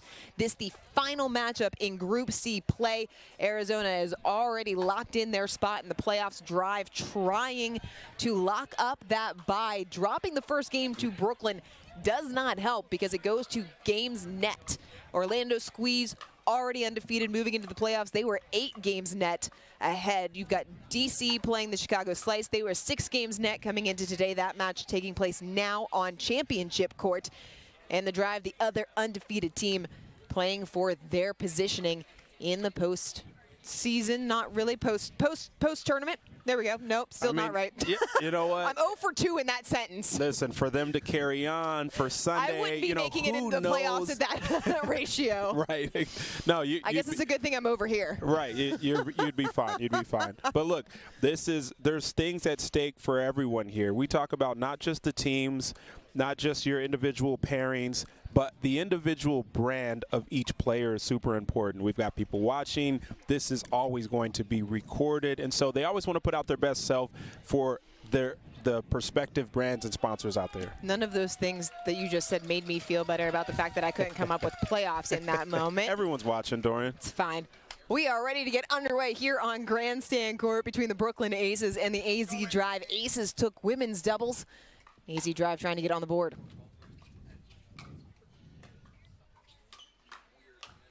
Oh, nice combo from Arnold.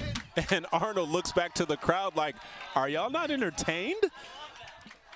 Well, it wasn't an Andiamo. It was just, it was more Rafa Hewitt-like in the mannerisms. He's adding some more celebrations to his arsenal. Can't blame him. Got to diversify.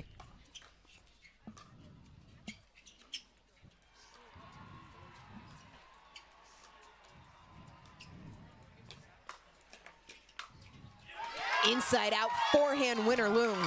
Smart by Loom because he faked the Ernie a couple times, and Arnold thought he had him, but he stayed home and pushed that overhead down. What does the threat of the Ernie from Loom do to an opposing defense? It just puts a ton of pressure. You see there that Arnold had a pretty easy down the line ball, but you see someone potentially going to jump, you don't want to be a victim of the Ernie.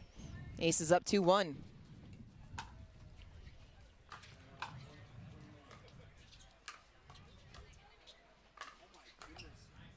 Heavy backhand off the paddle of Arnold, ties it at 2-all. Yeah, good one-hand backhand. He also has a two-hand backhand that he'll use at times. Real versatile player, especially from that left side.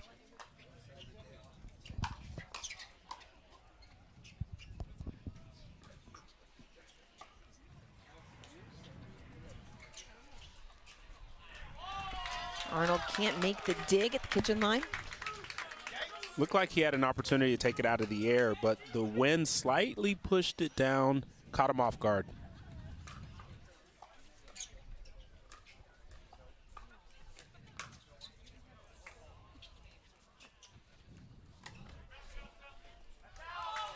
Barr flips it long. The tough thing about the breeze right now on Grandstand court, it's not constant. It's only gusting at moments, so it makes it tough to read as the Aces have a 4-2 lead.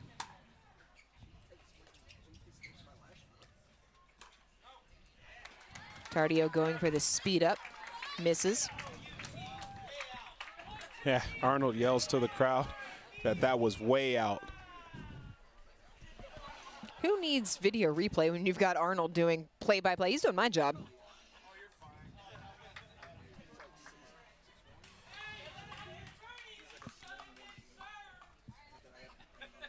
We got some input from the crowd as well.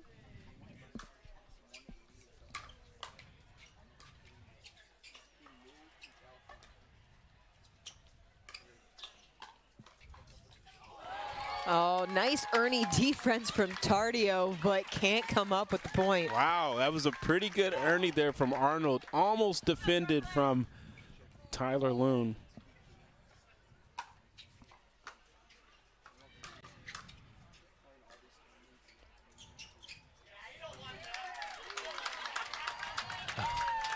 Oh, and Arnold's talking early, telling the crowd he does not want that. Oh. All right, then. We're bringing it early, I see. You know, I like this. I'm not mad about it.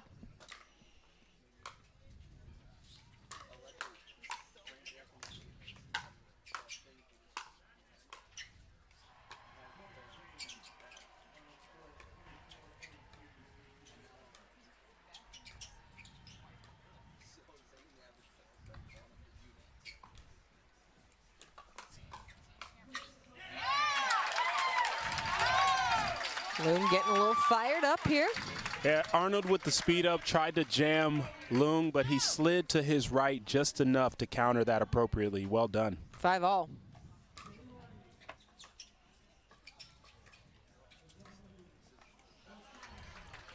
Barr read it right, sails long.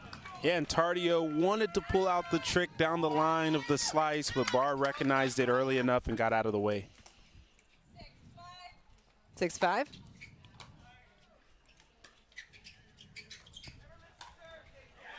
Backhand flick winner right at the feet of Tardio. Little confusion from Loon and Tardio. Loon thought Tardio would step in and get that ball.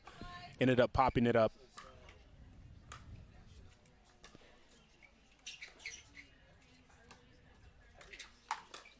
Oh, powerful forehand coming at you. Yeah, when Deco Barr strikes the ball from that position, it is coming off hot.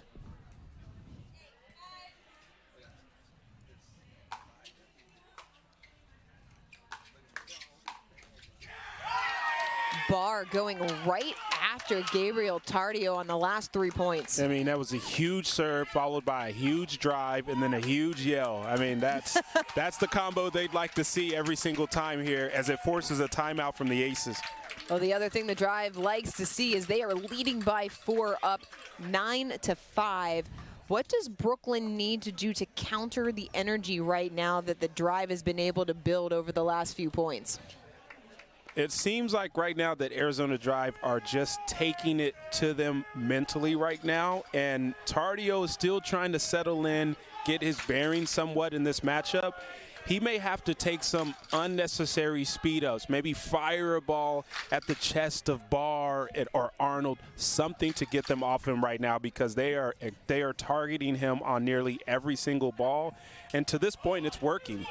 Tardio, one of the younger players in the MLP, just 17 years old, has a birthday coming up in a few weeks, October the 12th. Just be 18, lives in Jupiter, Florida. Turned pro last year. Yeah, as I got to shake, the cashier thought he was 14 years old, so. I'm sure he loved that. Yeah, he did. I would love someone calling me that young. Oh. What a shot from Arnold. You had Lung and Tardio say out, but that ball stays in cross court. Just absolutely painted the line. Wow. 10-5.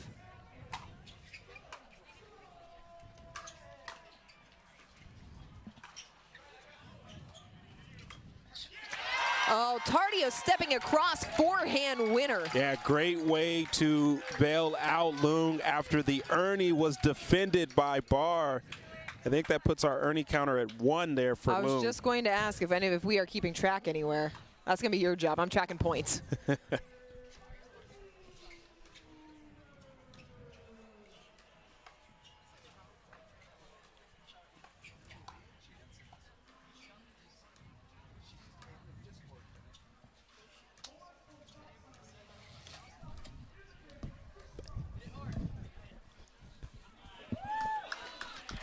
Beautiful shot, just paints the line to send us to the end change with the drive in control, 11-6, and that wind impacting the players and us here in the booth as my partner Brandon Ensigbaum just taken out by the side of our broadcast tent on a gust of wind. It's just testing my focus, that's all right there. But look, right now the wind is not in the favor of Lung and Tardio, because this 5-point lead for Barr and Arnold seems to continue to grow.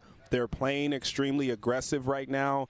The last thing you want is Julian Arnold yelling to the crowd, playing free, because it makes it a tough out for the aces. Arnold, 32 years old, the right-hander. Didn't start playing pickleball until 2021. It's always hard to believe that players at this level so accomplished. Yes, they come from that heavy tennis background, but still there is a learning curve. Arnold mastering it quickly. Yeah, it speaks to the amount of work that he's put in. He currently has moved to Austin, Texas. He's been playing with a lot of top pros. It helps out a lot in your game. It helped that he played collegiately at UCLA, too. Started playing tennis at 7 years old.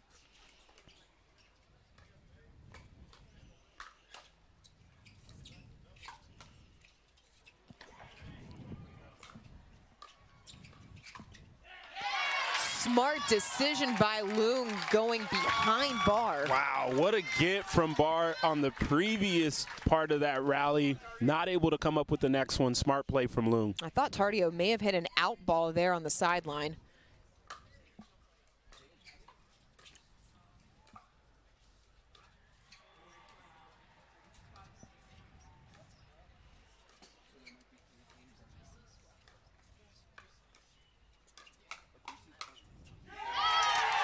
Tardio, winner up the middle. Yeah, and he's got this look on his face of confidence right now, which is so needed from the aces as he counters that ball down the middle. And Tardio weathering the storm as the aces chip away at the AZ drive lead.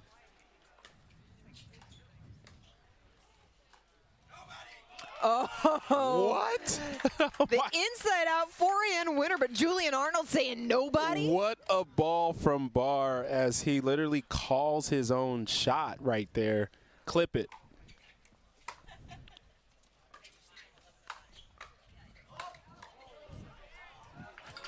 Wow, Lung with 2 straight Ernies in a row. I mean, he is blowing up this Ernie counter right now. We're at 3. One more, I might lose some money here. I was going to say, my over's looking pretty solid.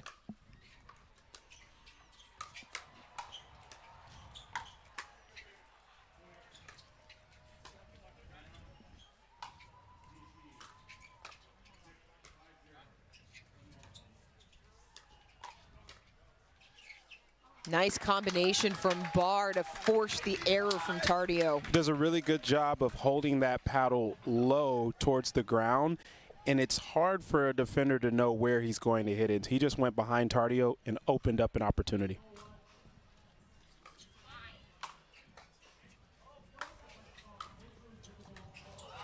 What? Right at the feet of Tardio. Arnold pounding the chest. There's an Andiamo. We had an Andiamo and an Ernie, and it's a point for the drive. He is screaming to the crowd right now after that defense resulted in a point for them. And it's just, these are insane rallies right now. What is that, 4 Ernies? 4 Ernies. Oh, my goodness.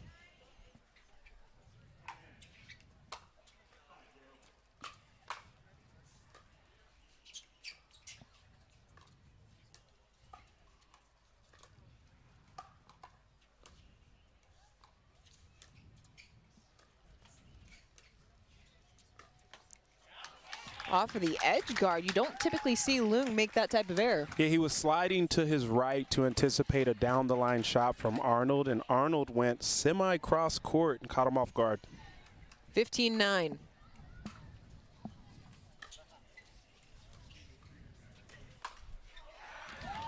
Leung trying to speed it up, finds the net instead. It's another ball that he really had the beat on what Arnold was going to do, but couldn't convert on the counter.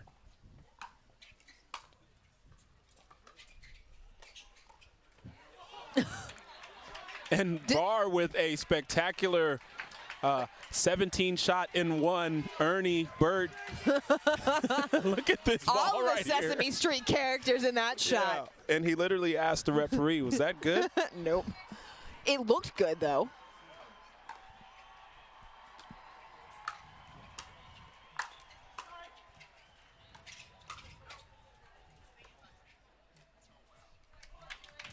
Oh, and it looks like that ball got the body of Arnold. Yeah.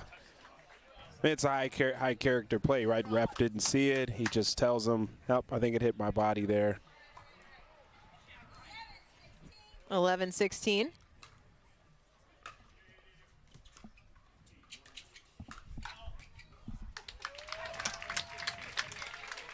Arnold yelled no right there on the counter from Tardio, saying it was going to go out, but Barr blocks it anyway. Using that 6'3" frame.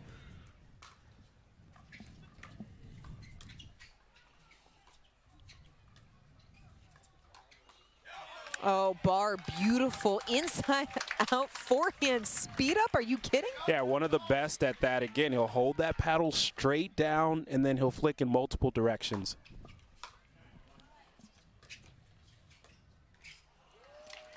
Leung saw Arnold creeping for the Ernie, made the error, and now AZ drive closing in on that 21. Arnold is trying to put on a show here now with the fake Ernie there.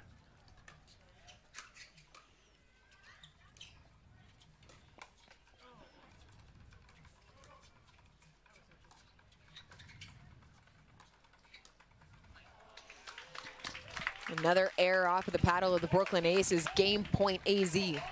And they're really keeping them off balance. Barr is mixing up his attacks versus neutral shots.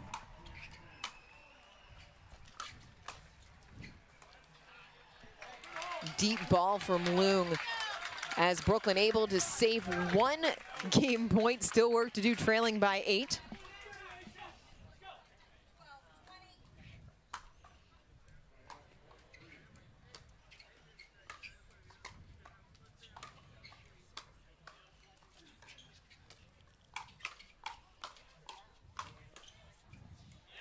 Oh, miscommunication in the middle on a medium speed ball that drops in. That's a tough one because you had both forehands there. That ball was hanging. Either player could have hit it. Leung and Tardio, just some confusion. Game point number 2. Arnold, a little too much topspin. Yeah, he thought he had it at first with enough topspin on it, but it just had too much pace, pushes long. Brooklyn lives to fight another point.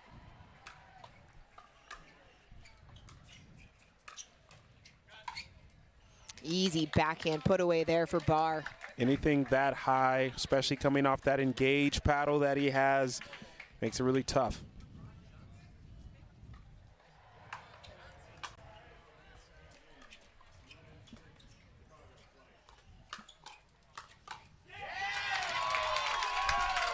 Brooklyn fighting, chipping away. Barr tried to go with the trick down the line. Tardio was there this time, and Barr couldn't come up with the counter.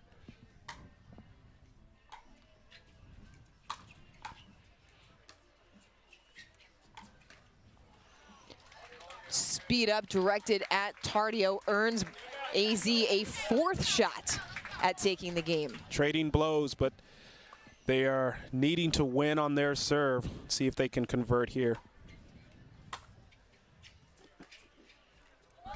They cannot, as Arnold comes up short, and now Brooklyn making things a little bit interesting. They trailed by 8. They've been able to save 4 game points. It's 15-20.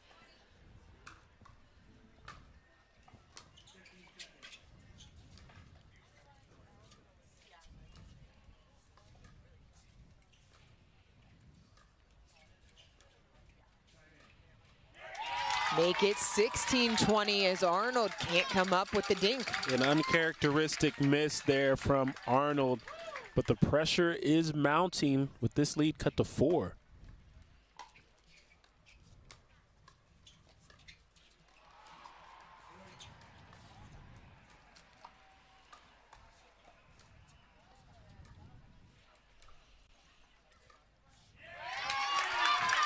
Lead down to 3. Another error from Arnold.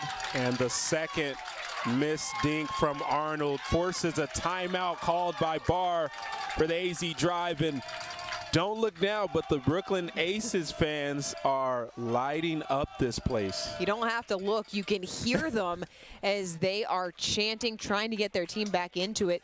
There have been 2 back-to-back errors from Arnold, but what has Brooklyn been doing to apply more pressure on the drive over the last few points? They've just slowed it down. They worked their way to the kitchen line, and then they said, we're going to wait for the right ball at the right time. We can't afford to make any mistakes. They're already at game point, and in doing so, each ball has forced more and more pressure on the AZ drive, and you saw it affect Arnold there. Drive look a little tight to you? Yeah, I think they'll respond, but we'll have to wait and see. 17-20 coming out of the timeout.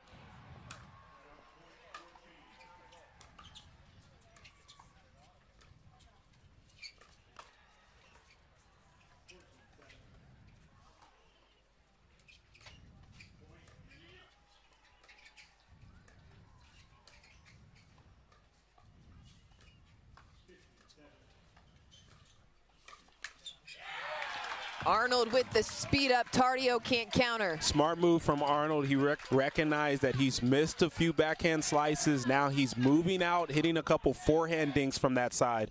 Game point number 5.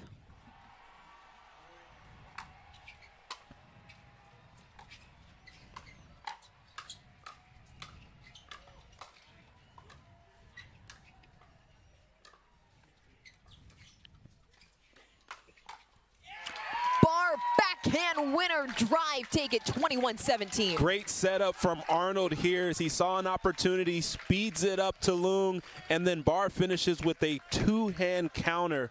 Awesome play there from the Arizona drive. Drive coming out and evening this matchup at 1 game apiece. Both teams are going to break set their mixed doubles matchups. We've got much more coming up ahead here on Grandstand Court. Don't go anywhere. It's MLP presented by Margaritaville.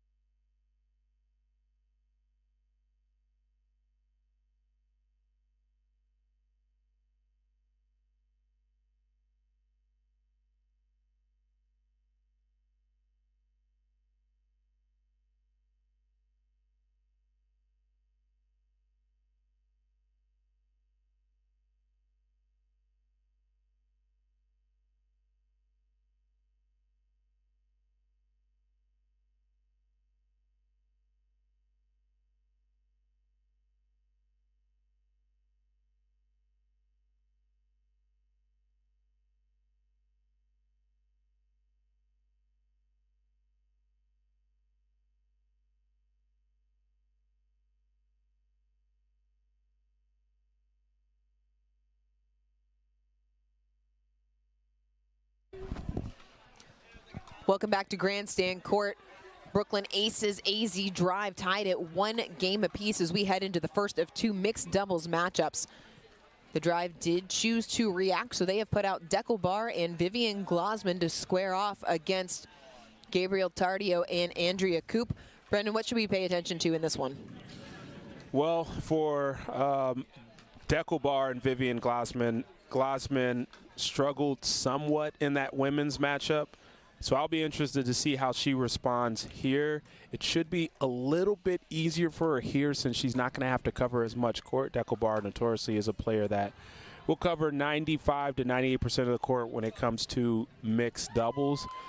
But on the other side, this is Gabriel Tardio's favorite event, is mixed doubles. It gives him an opportunity to create, to showcase his skills and his ability. He'll be playing with a capable partner in Andrea Koop, who is a really good right side player. So I'll be interested to see how he manages that and his energy level. Who does this matchup favor, Brooklyn or AZ?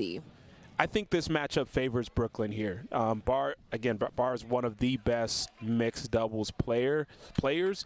But for Glosman, she's new to the scene a little bit. And mixed doubles is tough, especially on the female side, to understand how to move. And it looks like for the Drive, they're actually going to start off in a different position. They've got Bar on the right, which is not his natural position, and Glosman on the left. Sound like you're surprised. I am very surprised here because that is them saying to the Aces, we don't feel comfortable with Bar on the strong side because of the liability with Glosman.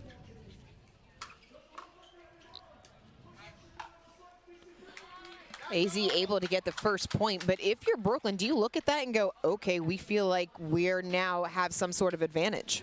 Yeah, I think it'll take them some points to figure this out. And don't look down, but Bar is going back to the left side. So they're playing some mind games here with the Aces.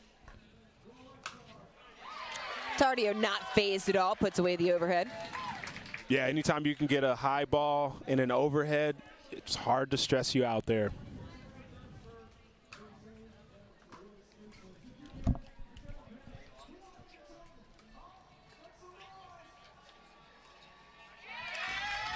Glosman, the backhand error.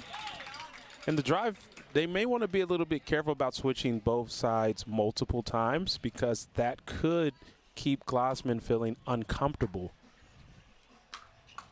It feels like it would be hard to feel like you can establish a rhythm when you're constantly switching sides. Absolutely, and especially in this setup where you may not be hitting a ton of balls, Bar's hitting 90% of them, it's hard to kind of get situated.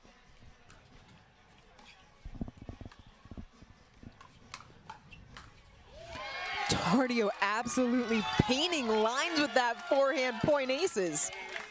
And it's early in this game, but it looks like Bar and Glosman are trying to figure out what they want to do.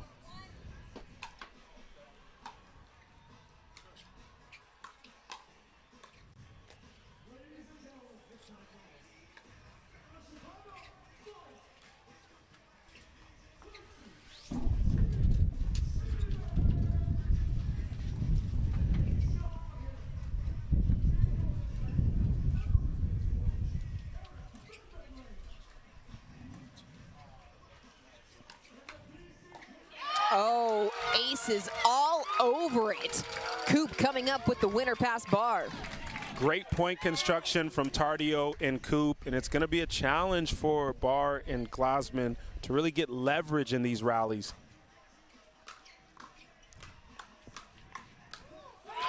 Fire fight, Tardio winner, aces 6-1. Did I mention that this is his favorite event? I mean, he seems super confident. He's all the way on the right side showcasing his stuff, and he lets the crowd know it. Aces coming out hot here in this first of 2 mixed doubles games.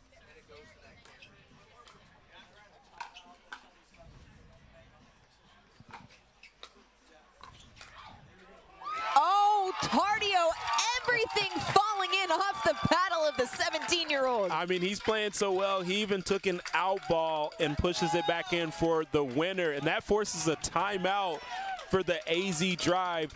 Tardio is on fire right now. Hotlanta. That's going to be his nickname from now on. That's it, the Hotland. We got to find a way to mix that in, you know, something. There's something there. Oh, there's certainly something there in this pairing for the Brooklyn Aces. Coop, Tardio coming out looking so solid. For the drive, though, you said you weren't really happy with the way they started. Looked like they were trying to mix things up, find their rhythm. What would you like to see the drive do coming out of this timeout? Yeah, look, in sports, you really need your best players. When all the chips are on the table, when everything matters, you need to put your best players in a position to win you the game. And so I just think putting Deckelbar on the right side is not putting your best player in position to take over. Forget about what Glassman is doing at this moment. She'll find her rhythm, but you need Deckelbar to be playing his best pickleball. And you see that here with him going back to the left side. 7-1 Aces. It's been all Brooklyn to start this mixed doubles game. And Barr making an error on the third, 8-1. Because of the multiple switches, now it's going to take a few points to get back in rhythm. Barr, backhand Ernie. Yeah, that tells you all you need to know about his confidence. He does the Ernie, does a little finger whack there. He's all set. He's feeling good that they can make a way back here. Doesn't look phased that his team's trailing by 6.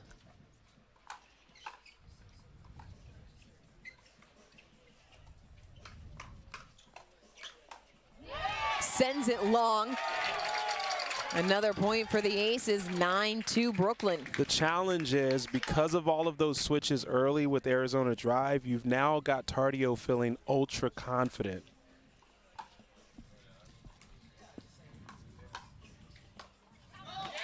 Glassman pushes it long. Right now, Arizona can't find anything to get some momentum going. She's just not in rhythm now. I look to the bench and Barr to find a way to get her comfortable.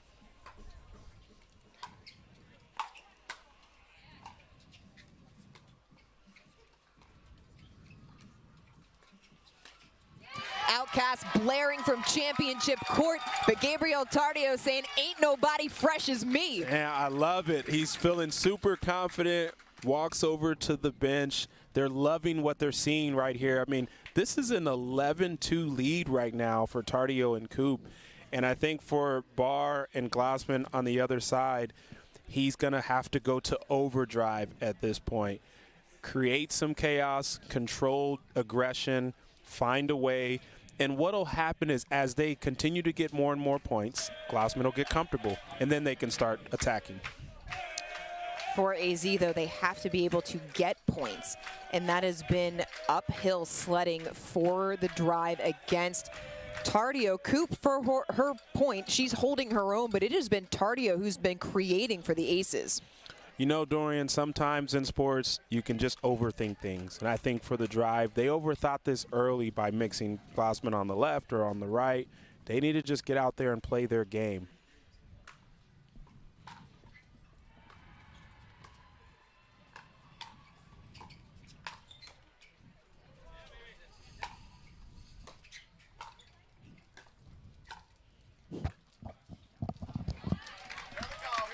Yeah, it's a great play there by Barr. He kept the pressure on even as Tardio and Coop made their way to the net, continued to find an avenue.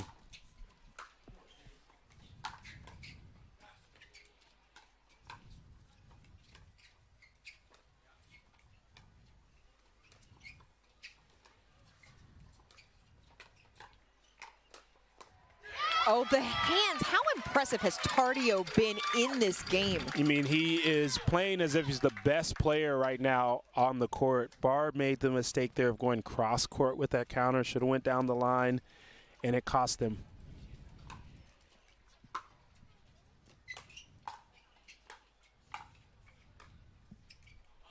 Tardio, human, makes the error off the backhand side. I think everyone's relieved that we know that he's actually human and he's not a robot. 4-12. Barr getting big, trying to do a little bit too much there. It was a huge swing. He saw it, but Coop did a really good job of putting a little more angle on that ball, and it just jammed up Barr.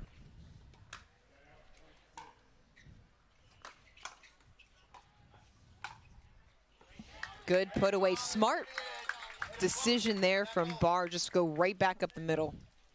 Yeah, I'd almost like to see some of those medium-high balls to let Glossman take it to see if she can kind of get in rhythm a little bit, especially when the aces are back at the baseline. Little confidence booster. Absolutely.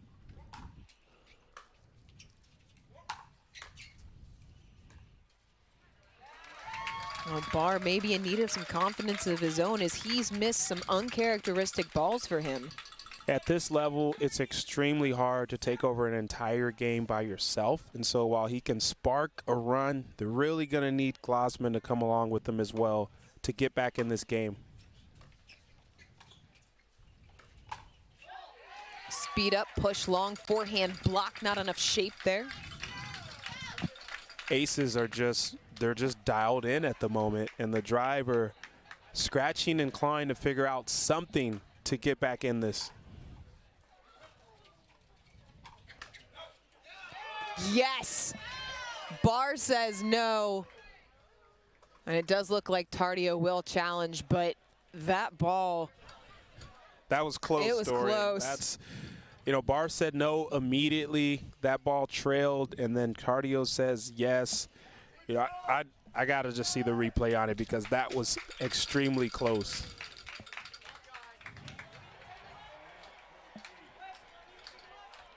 Fraction of inches is the margin in pro pickleball. I mean, that is, let's see if we can get one for our viewers to see here as well. That is extremely close.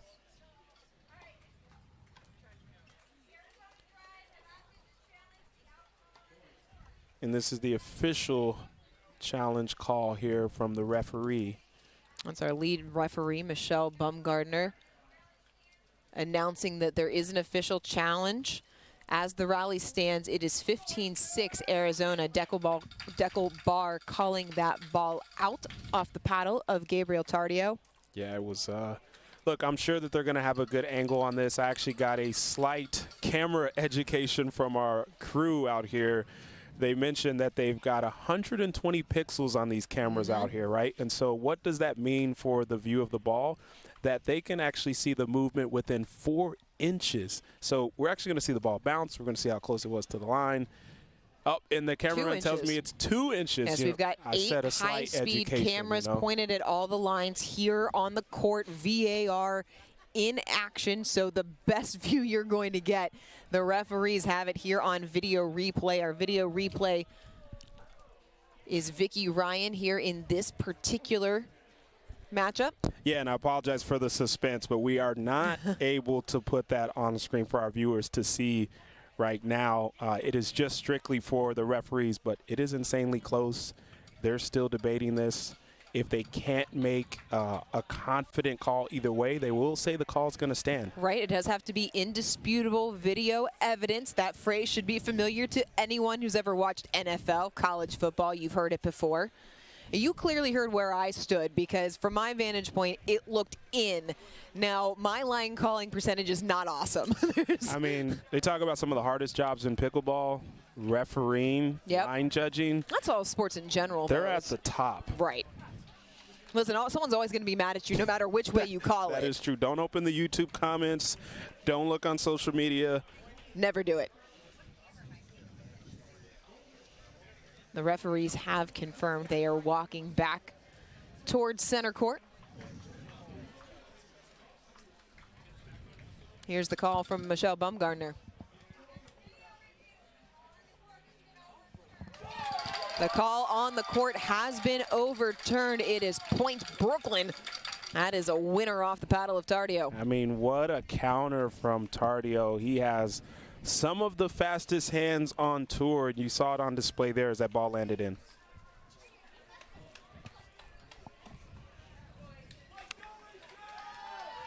So now as the rally stands, it is 16-5 Brooklyn.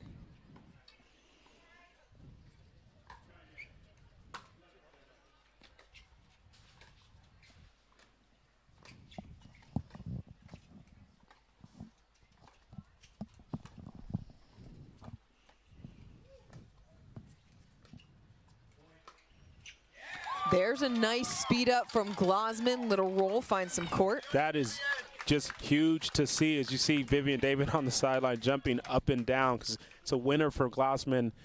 And it gives some insight into her confidence at this moment to be able to take that shot.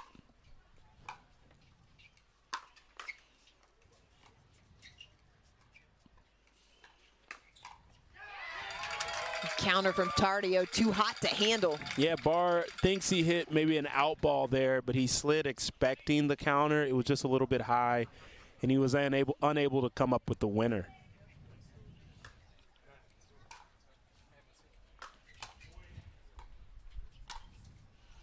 Barr backhand Ernie.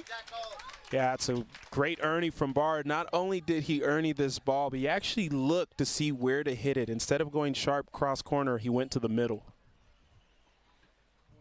Drive still trailing by 10, 7-17.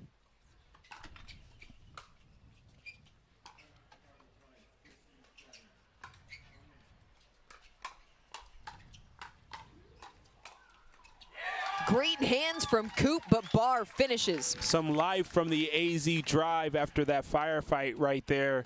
There was a scorpion in the middle of that from Dekel Barr. Finishes it off. 8-17.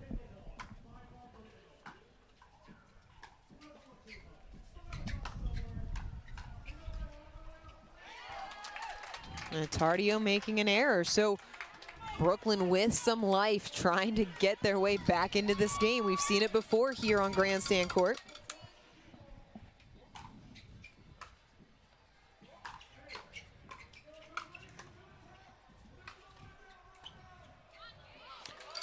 What an overhead. Smart decision from Tardio, though. Took a little off there. Couldn't see it. The sun got in his eyes a little bit, so he decided just to push it back to the baseline to at least force the pressure on Barr and Glosman. How hard is it, though, for a young player to decide to not overhit that ball? It's extremely difficult. It's a feel. It's an experience portion of the game. Well, you don't need experience for that, just pure power from Dekel Barr. Yeah, he went straight down the line twice, and as soon as he got the opening, he went cross court to Coop. Well done, Dekel Barr. 10-18.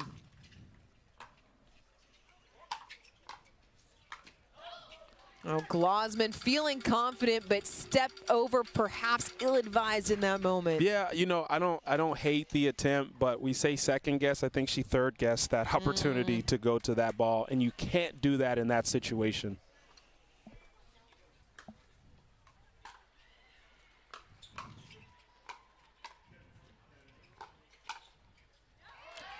Barr long off of the backhand side. Game point for the Aces.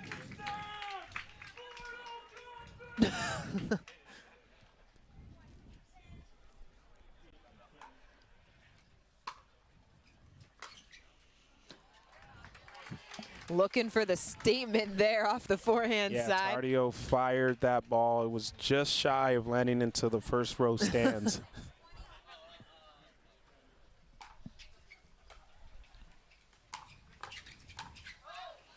Barr returning a forehand long. Another game point coming for Brooklyn. The former forehand from Tardio, that's the one that looks good coming off the paddle, but is nowhere near where it actually needs to be. Yeah, that's one of those end of the game. I'm going to be aggressive. I'm going to win it, and then oops.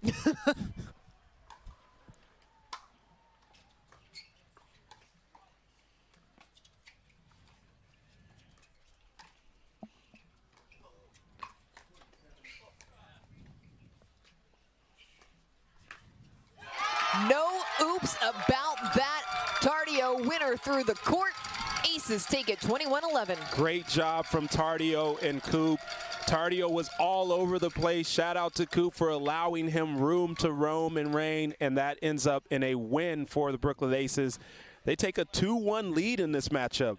Aces came into today after dropping both of their matches yesterday. They're not in playoff contention. Playing the role of spoiler, Aces have done what they've needed to do. Watching them play, a little bit surprising, the results coming in, but the Arizona Drive now needing this game if they want to force the Dream Breaker and keep their chances for a bye intact. Yeah, the pressure has switched completely over to the AZ drive. You mentioned it, Brooklyn Aces, they're out of contention. The only thing they have to play for are a couple more games here, maybe one more game here. But for the drive, they need that better seeding. It makes things a little bit easier for you going on. And if you don't have to play one game to move you closer to the final on Sunday, that's what you want to do. But it is not going to be given to them by the Brooklyn Aces. They're going to have to go out there with their #1 mixed team right now in Julian Arnold and Vivian David and take this win. The matchup that you're seeing on the court now is why Arizona chose to react to mixed so that they could pick the matchups. Arnold and David going to try and even this match up. It's worth noting that the drive was in this position in their opening match against Columbus Sliders yesterday. The duo of Arnold and David had to have that final mixed doubles match, came away with a convincing 21-14 win over Colin Johns and Megan Sheehan-Dazan. Yeah, this one is going to be even tougher than that. I will give them the slight edge. David being a rock star on the right side, Parento in her own right doing the same. But the difference will be the creativity from Julian Arnold and Tyler Leung. And actually, I misspoke. We'll have Catherine Parento on the left side and Tyler Leung on the right side. So we'll end up seeing how much Arnold can create. And if he can create more than Leung is creating, they're going to have a chance to win this. The other match we're paying attention to as it pertains to seeding for the playoffs is DC Pickleball Club and Chicago Slice, which is going on right now on Championship Court. DC Pickleball team undefeated as well in that group of death, Group B, coming out of Friday. And right now, DC Pickleball team up 2-1 on the Chicago Slice. The only one the Slice won was men's doubles. Ben Johns and Eric Lang handling Riley Newman and Christian Alshon easily 21-9. Both of those things are surprising at the same time. I mean, they really are. I'm looking at it seeing they beat Alshon and Newman 21-9, and then Kawamoto and Newman beat Eric Lang and Schneeman 21-9 the other way. And oh, by the way, we've got Ben Johns coming back up with Jesse Irvin. I would not be shocked to see that go to a Dream Breaker, and that's must-see TV as well. So if you're here, put both screens up. I was going to say, we're not telling people to turn away here from Grandstand Court because we're going to have a good match here too. But Championship Court looking live. It is going to be Jackie Kawamoto and Ben Johns taking on, or rather, excuse me, Ben Johns and and Jesse Irvin taking on Jackie. Listen, this is hard. Listen, the Kawamoto sister, all right? Jackie Kawamoto and Christian Alshon. Yeah. Maybe I'm now over caffeinated. No, you're not listen, you're not the only one. The fact of the matter is that is going to be an awesome matchup right there. Yes, it will be. Put them on both screens. Make sure you keep the sound on of Grandstand because we've got an exciting game coming up here. And I expect to see not only fireworks, but I expect to see a little bit of chirping. We saw Julian Arnold going back and forth with the crowd behind him on this side, mainly Brooklyn Aces crowd out here. But Tyler Leung is no stranger to the banter as well. So I look forward to seeing some of that, and this is going to be exciting here. In between the break between gendered and mixed doubles, Brandon, you said I wouldn't be mad if this one went to a Dream Breaker powered by Toyota. You might get your wish. Look, not only would I not be mad, I will be happy. I will be extremely happy to see a Dream Breaker in this one, just because so much on the line for the drive. They need this one. Not only do they need the game, but I think the confidence boost of potentially winning in a close Dream Breaker matchup could propel them further to this Sunday. Not just that, this is the final match on Grandstand Court here for this Saturday at MLP, presented by Margaritaville. We want to send it out in the right way, give the people what they want. Absolutely. They want to see that Toyota Dream Breaker. Everyone does. It's one of the things, one of the many things that makes MLP so special. We're underway here in this second mixed doubles match, and David starting things off with a beautiful roll forehand winner. Yeah, David basically saying, I'm not going to sit back and let things happen to us. I'm going to make them happen, as you see there with that down-the-line winner. Arnold caught in the transition zone, feet still moving. Just a little bit off on that one.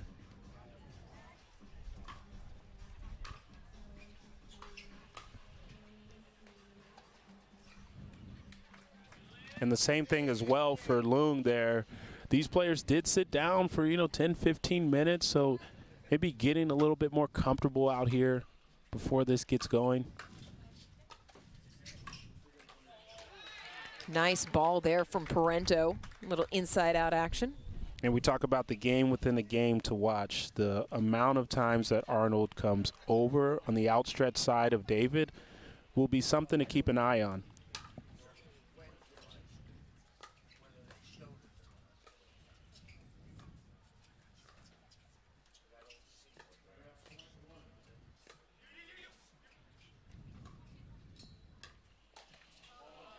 Loong stepping over but can't make the play. Good lob from David between two forehands, and then Arnold with the backhand flick. Not enough pace for Loong.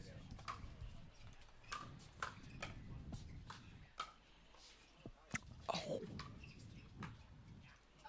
Wow. How about the angle there from David? Great get from Loong, but wow, did she cut that off sharp. Yeah, that was such a good ball, and kudos to Arnold for chasing that ball and then earning it.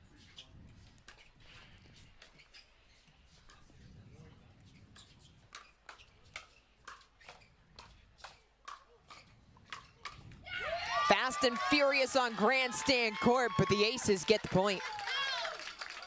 A quick hands battle here from all four players, but it results in a point there for the Aces. 3-4.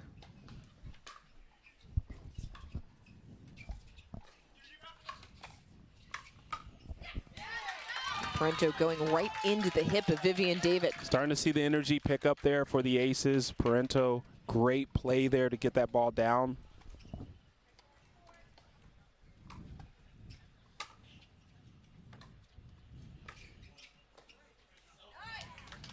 David doing a really nice job finding that cross-court sharp angle. She's one of the best on that right side about getting pace and spin at an extreme angle.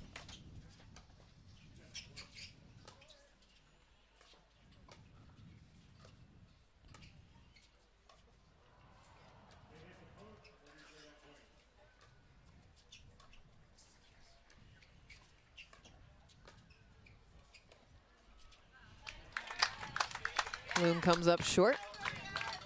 They're just working the point right now, David and Arnold, trying to get themselves into this game.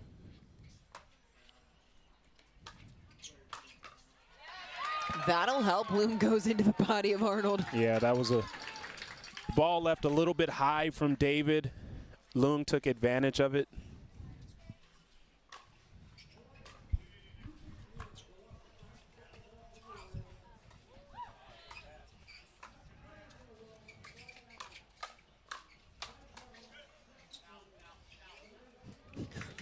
Wow. It's kind of an anticlimactic finish to what was shaping up to be a fantastic point. Good pressure from Arnold and David, and Loong was really crossed up, and he called that ball in before it even hit his paddle, just wide. 7-5.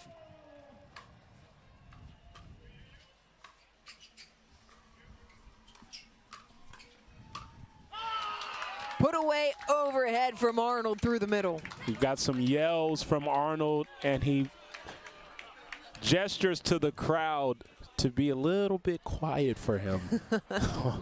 A showman in his own right. Mm.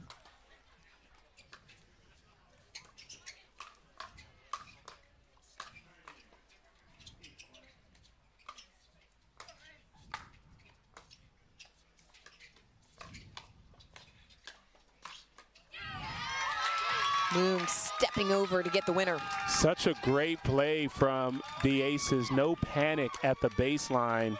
Made their way to the kitchen and end up winning that rally.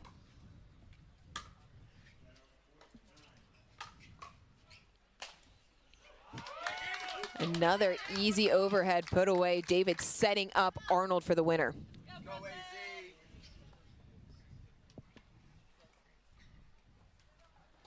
Yeah, this time Arnold with the winner, but does not say anything to the crowd. So something to watch there, the back and forth.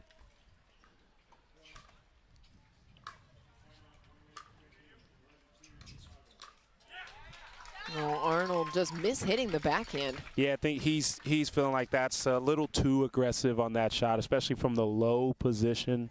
Maybe a little bit of heat check. Yep.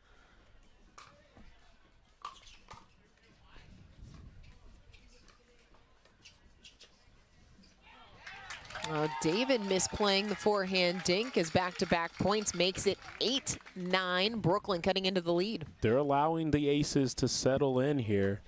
Could be a dangerous spot.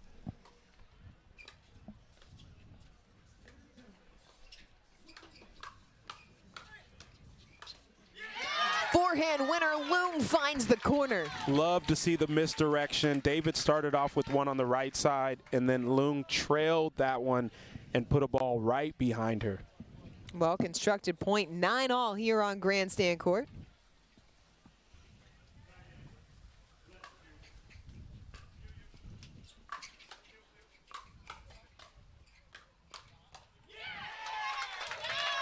Aces take the lead. And Arnold motions to his team saying he can't see the ball right now. Wonder if it got caught up in one of the signage.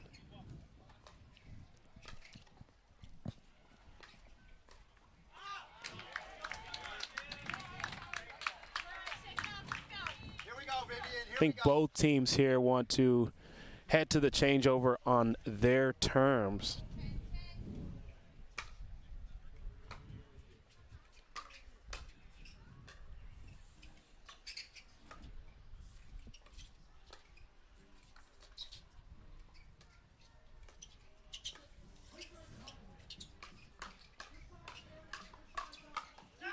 Oh, David almost comes up with a half scorp, but it's Brooklyn who takes the lead into the end, change up 11-10. That was an acrobatic move from David, just could not connect on that ball right there. I like the term half scorp. I kind of want to use that at some point.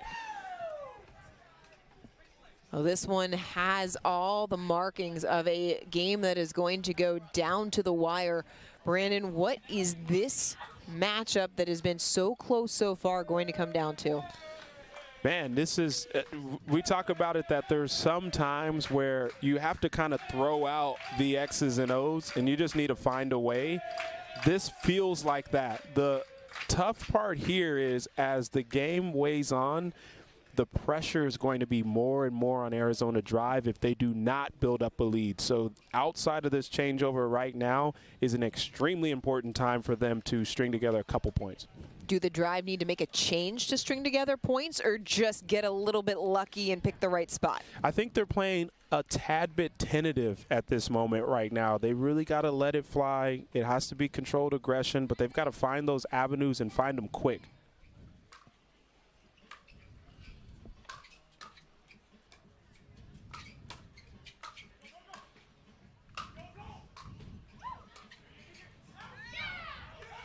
Catherine Parento playing some phenomenal defense. Wow.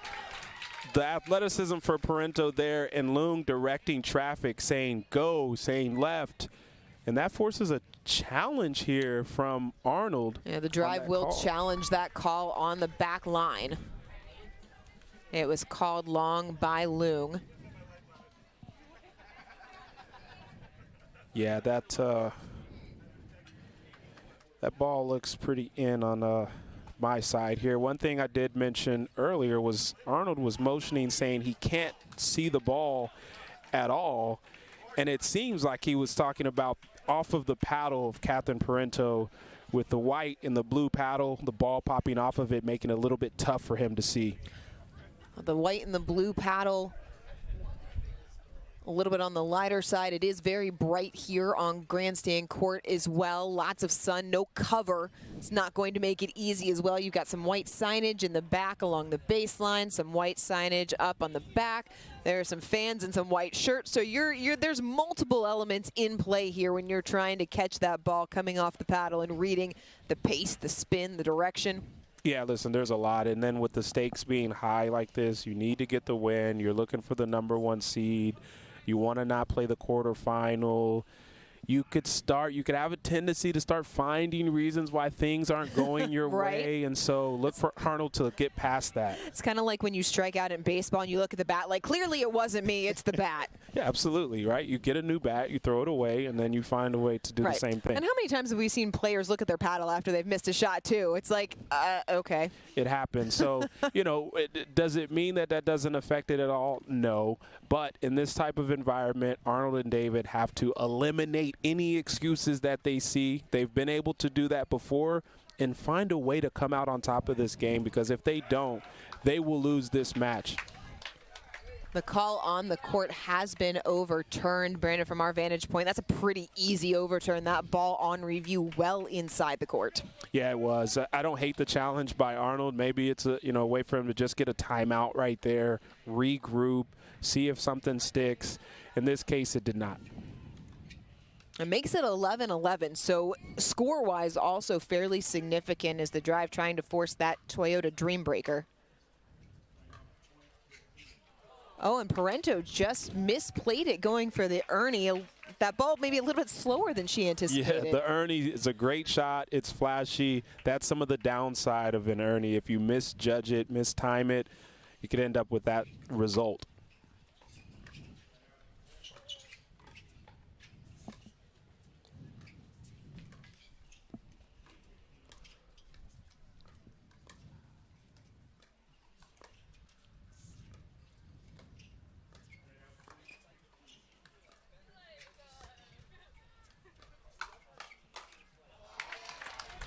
Firefight goes the way of the drive. Leung was on it. He tried to place it in the appropriate spot, not to David's backhand, but ended up costing him there. Drive up 2 now.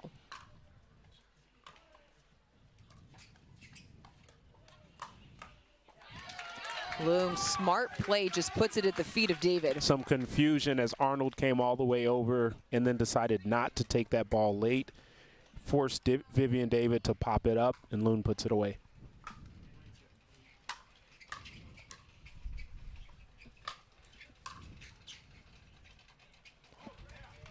Arnold watching it, calls it long.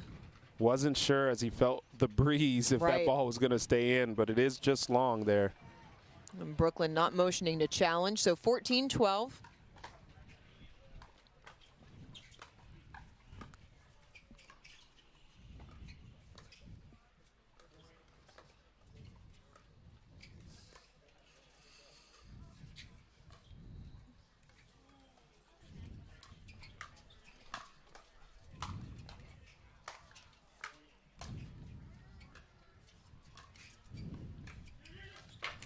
Oh, the defense from the drive to keep that point alive. Wow. Wow, I mean, Leung was hitting overhead after overhead. Great defense from Vivian David.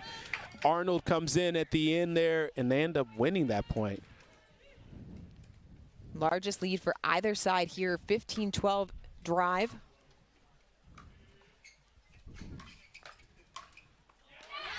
Parento getting one back off of the edge guard of David. Little paddle wag as well. Wow. So now we got Parento going. I love it. There's some drama building up here. She waves the paddle there at Arnold. They're only down 2.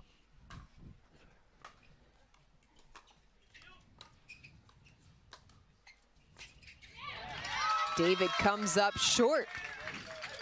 Just off on that one. She wanted it to be ultra sharp, but it cost her on the margin over the net. I'm trying to be a little bit too fine.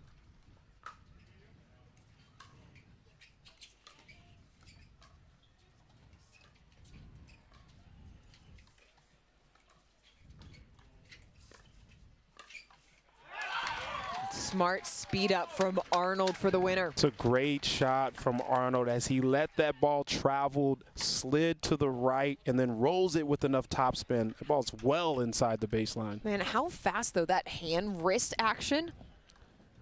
It's a thing of beauty.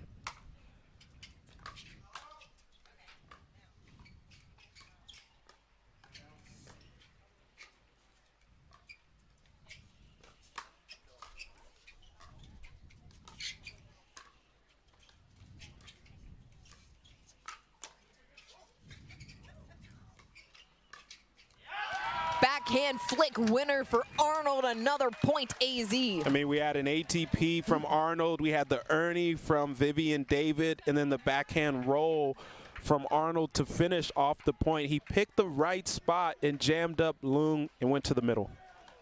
Brooklyn takes a timeout, trailing by 3 as Arizona inching closer to forcing that dream breaker.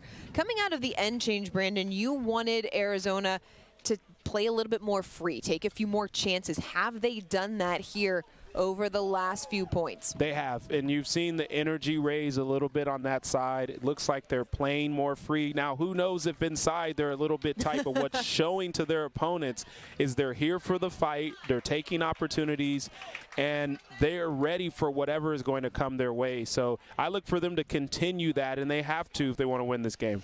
Quick timeout. Leung and Parento already back on the court. Arnold, David taking their time. A couple of high fives, headed back out to the baseline. This is where both teams are going to have to lock in focus-wise towards the end of this game.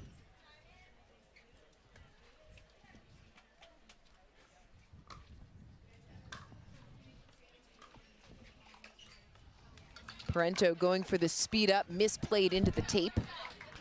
Yeah, she's had a couple issues on that left side with the Ernie attempt, and she slightly was moving that direction again.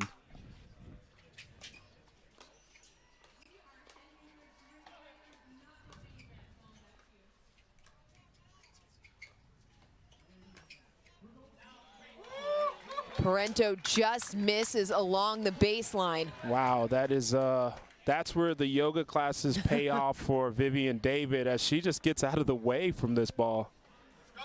Brandon, I don't know if you heard championship court going to a dream breaker. Oh, wow. Leung doing his best to avoid that fate, going right at the feet of David. Love having that forehand in the middle right there, and he's able to put that ball down. David can't come up with it. 15-19.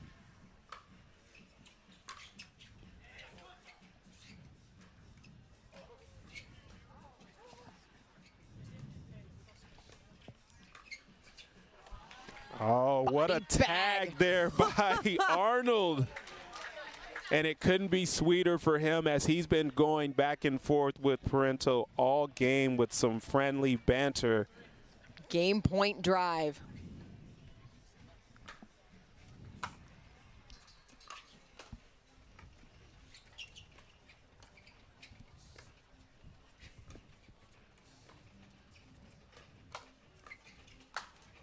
Oh, Leung through the wickets for the winner. Little ill-advised for Arnold to speed that ball up, but you can't fault him. He stayed aggressive this entire game.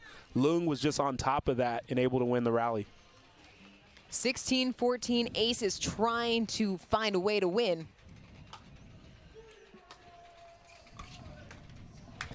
Forehand error from Leung gives the serve back over to AZ.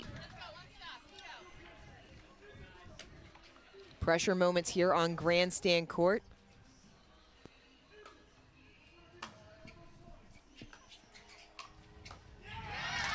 Little quarter Ernie there from Parento, another point for the Aces. And she made a change. She's been going forehand on that Ernie attempt each time. This time she goes backhand.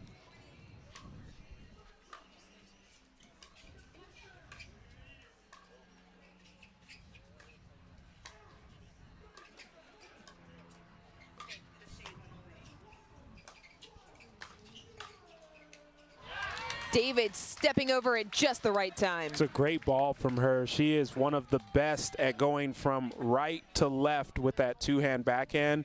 Just had enough top spin on it where the ball bounced a little bit different and Parento couldn't come up with it. Arnold taking an extra moment to go to the towel, as David will once again serve for the game.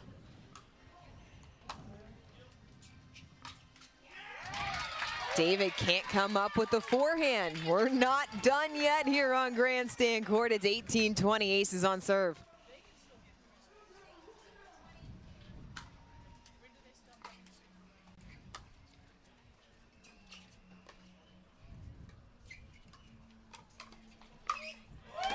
Beautifully set up, and a little stare down from Arnold at the end of it. It's a great Ernie by Vivian David.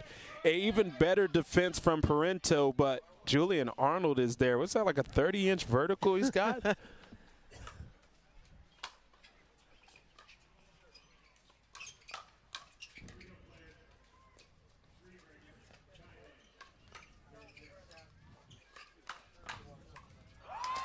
Winner, AZ Drive. We are headed to a dream breaker, gutsy performance from Vivian David and Julian Arnold, getting the game win when they needed it the most. Wow, and a little chatter from Arnold to Parento.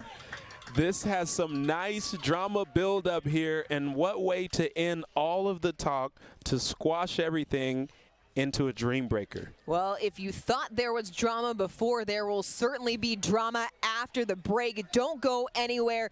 We are headed to a dream breaker presented by Toyota Prius here on Grandstand Court. It's MLP presented by Margaritaville.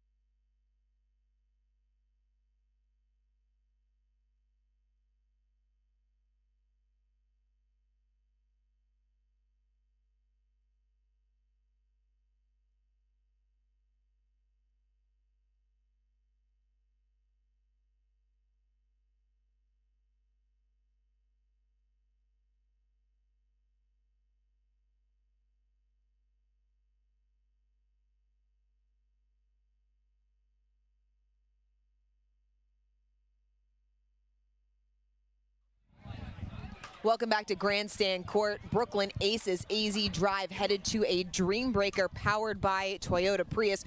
Dorian Kraft alongside pickleball pro Brandon Ensikpong. Brandon, you have some thoughts on this, I know. when you are drafting, we just reshuffled, redrafted in between seasons, but when you are drafting, do you pick your team based on singles play because you know dream breakers are a possibility? Do you draft based on doubles, hoping that you never have to really go to a dream breaker, or do you draft for something else? Ooh, that is a spicy question there, Dorian, and there are multiple owners that have different strategies based on what they've seen. I'll tell you, my take that I think is the most important setup in this would be mixed doubles. The reason I'll say that is because mixed doubles requires the male to move around a lot. And if you have players that play really well in mixed doubles, they're usually pretty good in gender doubles as well. And those same players, if they move well on the court, they're probably decent in singles. If you draft just for gender doubles, sometimes it doesn't translate to mixed doubles. And then if you draft just for singles, that doesn't necessarily mean those players are good in doubles or mixed doubles as well. So to me, mixed doubles is the only game within this that translates to all aspects. One of the big struggles for tennis players coming over to pickleball, yeah, that translates really fast to singles, but in doubles you cannot hit through everyone in the way that you would in tennis. If you go by the numbers alone, Dekel Bar, the best singles player on this court, DUPR 7.01.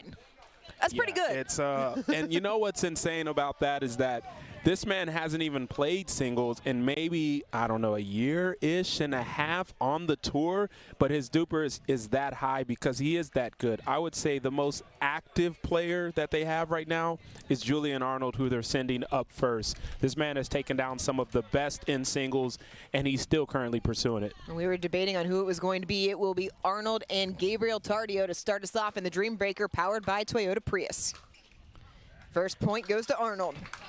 I can guarantee there will be some chirping in this Dream Breaker matchup. There's a lot on the line here. Arnold starts off with a quick point.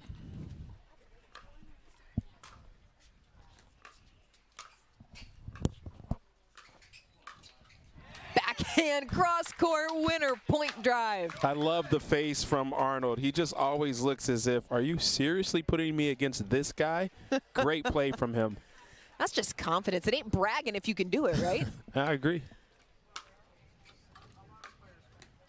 Oh, another forehand passing shot, little hand wave. You can't touch me. Yeah, he's feeling good. We talked about him moving a bunch of different celebrations in his arsenal. We're seeing the full gamut here.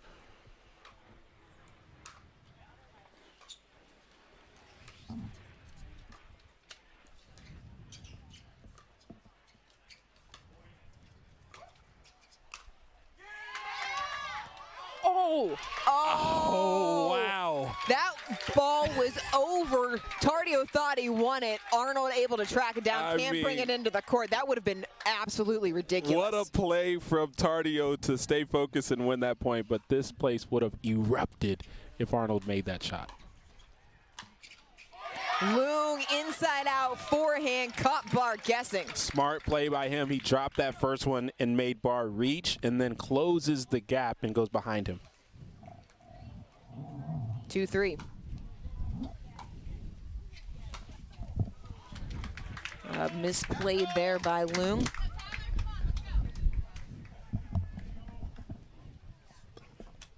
Wind swirling here on Grandstand Court as we get into this Dream Breaker. Bar forehand error in the net. So the best singles player by the numbers being tested here by Tyler Loong. That was an incredible return from Loong to keep Bar back.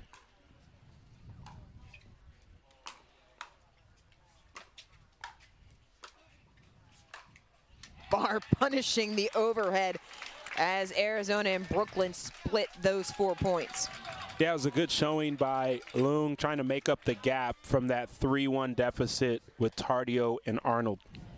Vivian David squaring off against Catherine Parento.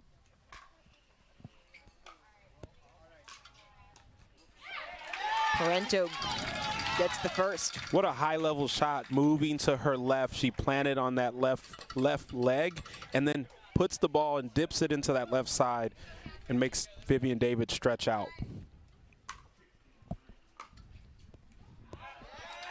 Inside out a little bit too far. 5-0.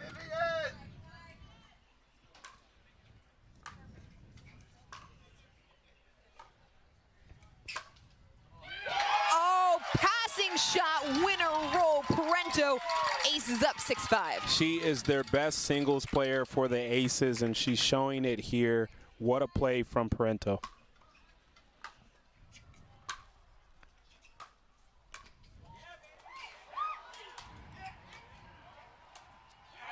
Parento gets all 4 points. Aces up by 2. Wow, that is just incredible showing from her. Crowd almost cheering a little bit early, and David was still able to recover the ball, but Parento stayed focused and put it away. Andrea Koop will be facing Vivian Glosman. You like the call by AZ to put Glosman last? Yeah, I think they were going to match her up with Koop either way, and so that is just kind of the setup in the way that it happened.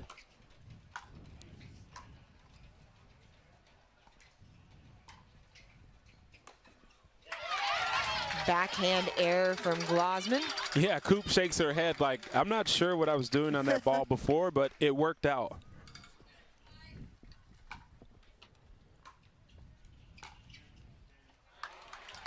Pulls it wide cross court as Glosman able to get back on serve. Koop, no stranger to this environment, MLP, singles. She's done this before. And Koop won a title in 2021 with the BOQK Bears, but comes up short into the net there. Yeah, Glosman right now, I mean, I think the hope is for her to get at least 2, and she's got that so far, so this would be a bonus if she gets this one.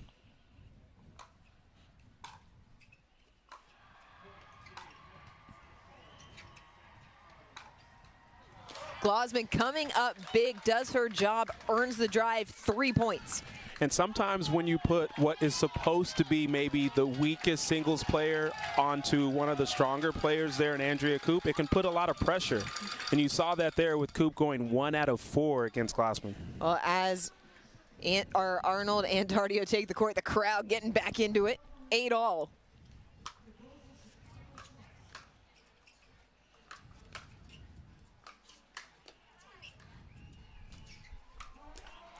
Arnold just toying with him. Oh. I mean, I don't know if he's going to celebrations.com and just scrolling down. He's on number 64 right here as he did the sleeping impression. Bag of tricks, bag of celebrations.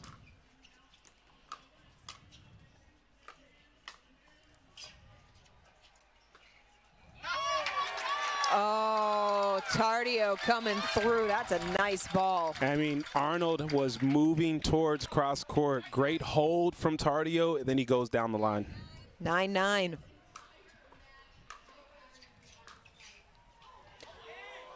Oh. Arnold calls it wide, and Jen just says challenge if you need to. Brooklyn will not challenge.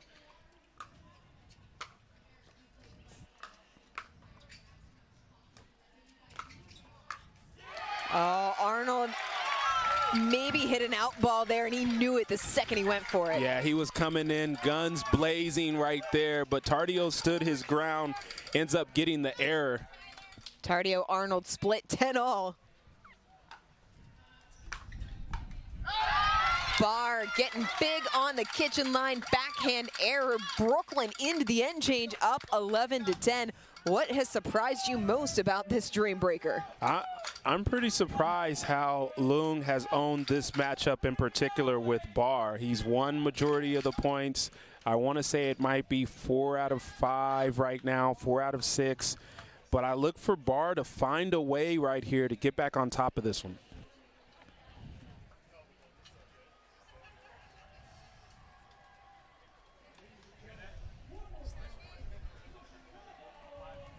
They split the first round of 4 2-all. So it is 3 out of 5.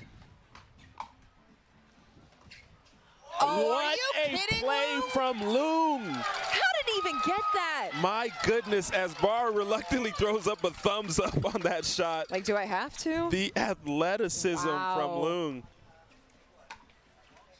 Oh, and Barr comes with a receive error. Brooklyn starting to feel it now, 3-point lead. That's tough. That's the old 2-for-1 play. We have such a spectacular one that it lingers.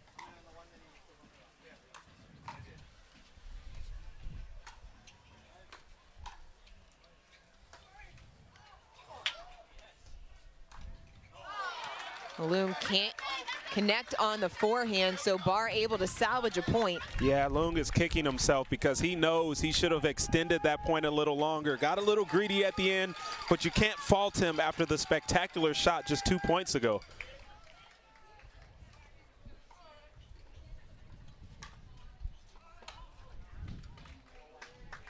Service error off the paddle of Vivian David.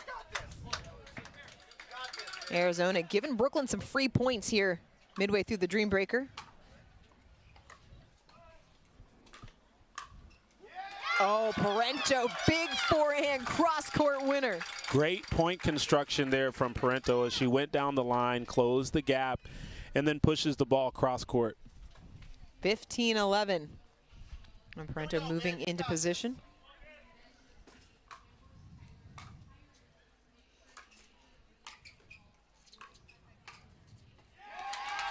Forehand error off the paddle of David, and Brooklyn. Yeah, that ball just wide. David didn't swing all the way through it. Looked a little tentative there. 16-11 aces. And then Parento, just a little bit too much there. Yeah, they needed that for the Arizona drive. And this is a huge matchup right now between Glassman and Coop. Glassman is going to need to get a couple here to help them stay alive. Glassman got 3 in her first 4. Starts off with a backhand winner that kisses the line for the point. And she is bringing her best stuff right now in singles at a time where the AZ drive absolutely needed.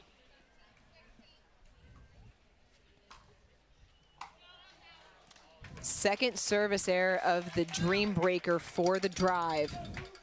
Those just feel so costly in singles. And it's tough because you want to stay aggressive from the serve position.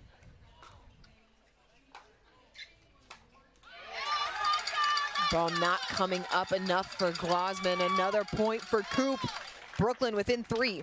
Yeah, anytime you see the offensive player that won the point go and retrieve the ball on the other side of the court, they're feeling pretty confident. Coop catches the tape as Glassman and Coop split the 4.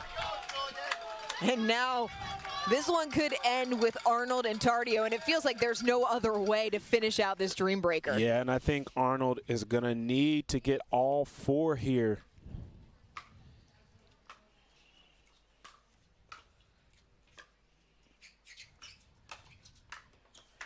But Tardio gets the first. Yeah, Arnold left one a little bit high. I think he wasn't sure what direction to go to, and Tardio sniffed it out and was able to get that ball down.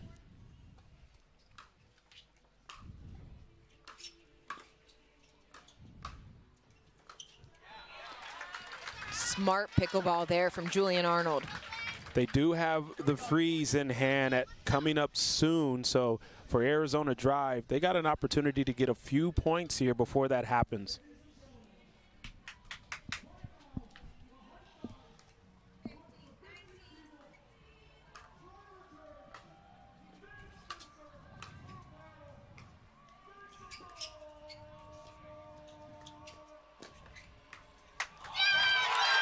Tardio pulls Brooklyn within 1 point of the match. What a play from Tardio as he had Arnold on a string there. Arnold not able to track down that last one. Match point here for the Aces.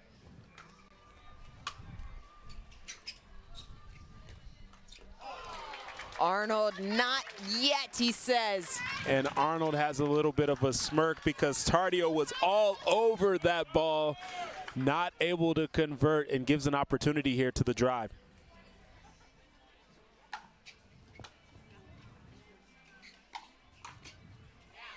Loong wide. Smart decision there from Barr. He took a little bit off just in case Loong had the counter.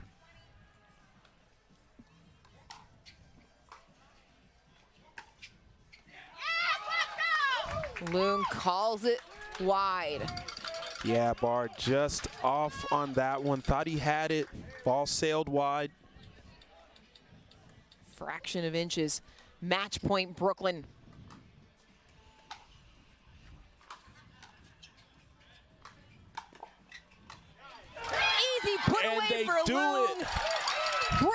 Aces in the Dream Breaker take down the AZ Drive. I mean, what a way to end it with Lung, the forehand down the line and then cross court. We know that they're out of contention, but this has to feel good for the Brooklyn Aces in front of all their fans out here, Dorian. Aces' gutsy performance came in playing for pride. AZ drops a tough one in the Dream Breaker. They will still move on to the playoffs. What do the Drive need to do to reset out of what is a disappointing loss and refocus before they go into the quarterfinals? Yeah, I think adjustments are tough at this point. Now, you know, you've played 3 matches. You have to know what your strengths are. And so for the Arizona Drive, their next match, they've got to go into it and say, these are our strengths. We're going to play to those, and we're not going to bend or break either way. That does it for play here on Grandstand Court this afternoon. Thank you so much for joining us as the Brooklyn Aces cap it off in style. A Dream Breaker victory powered by the Toyota Prius over the AZ Drive. For Brandon Ensigpong, I'm Dorian Kraft saying so long from Grandstand Court. Quarterfinal action coming up later this afternoon. You can catch it on Championship Court. This is the MLP presented by Margaritaville.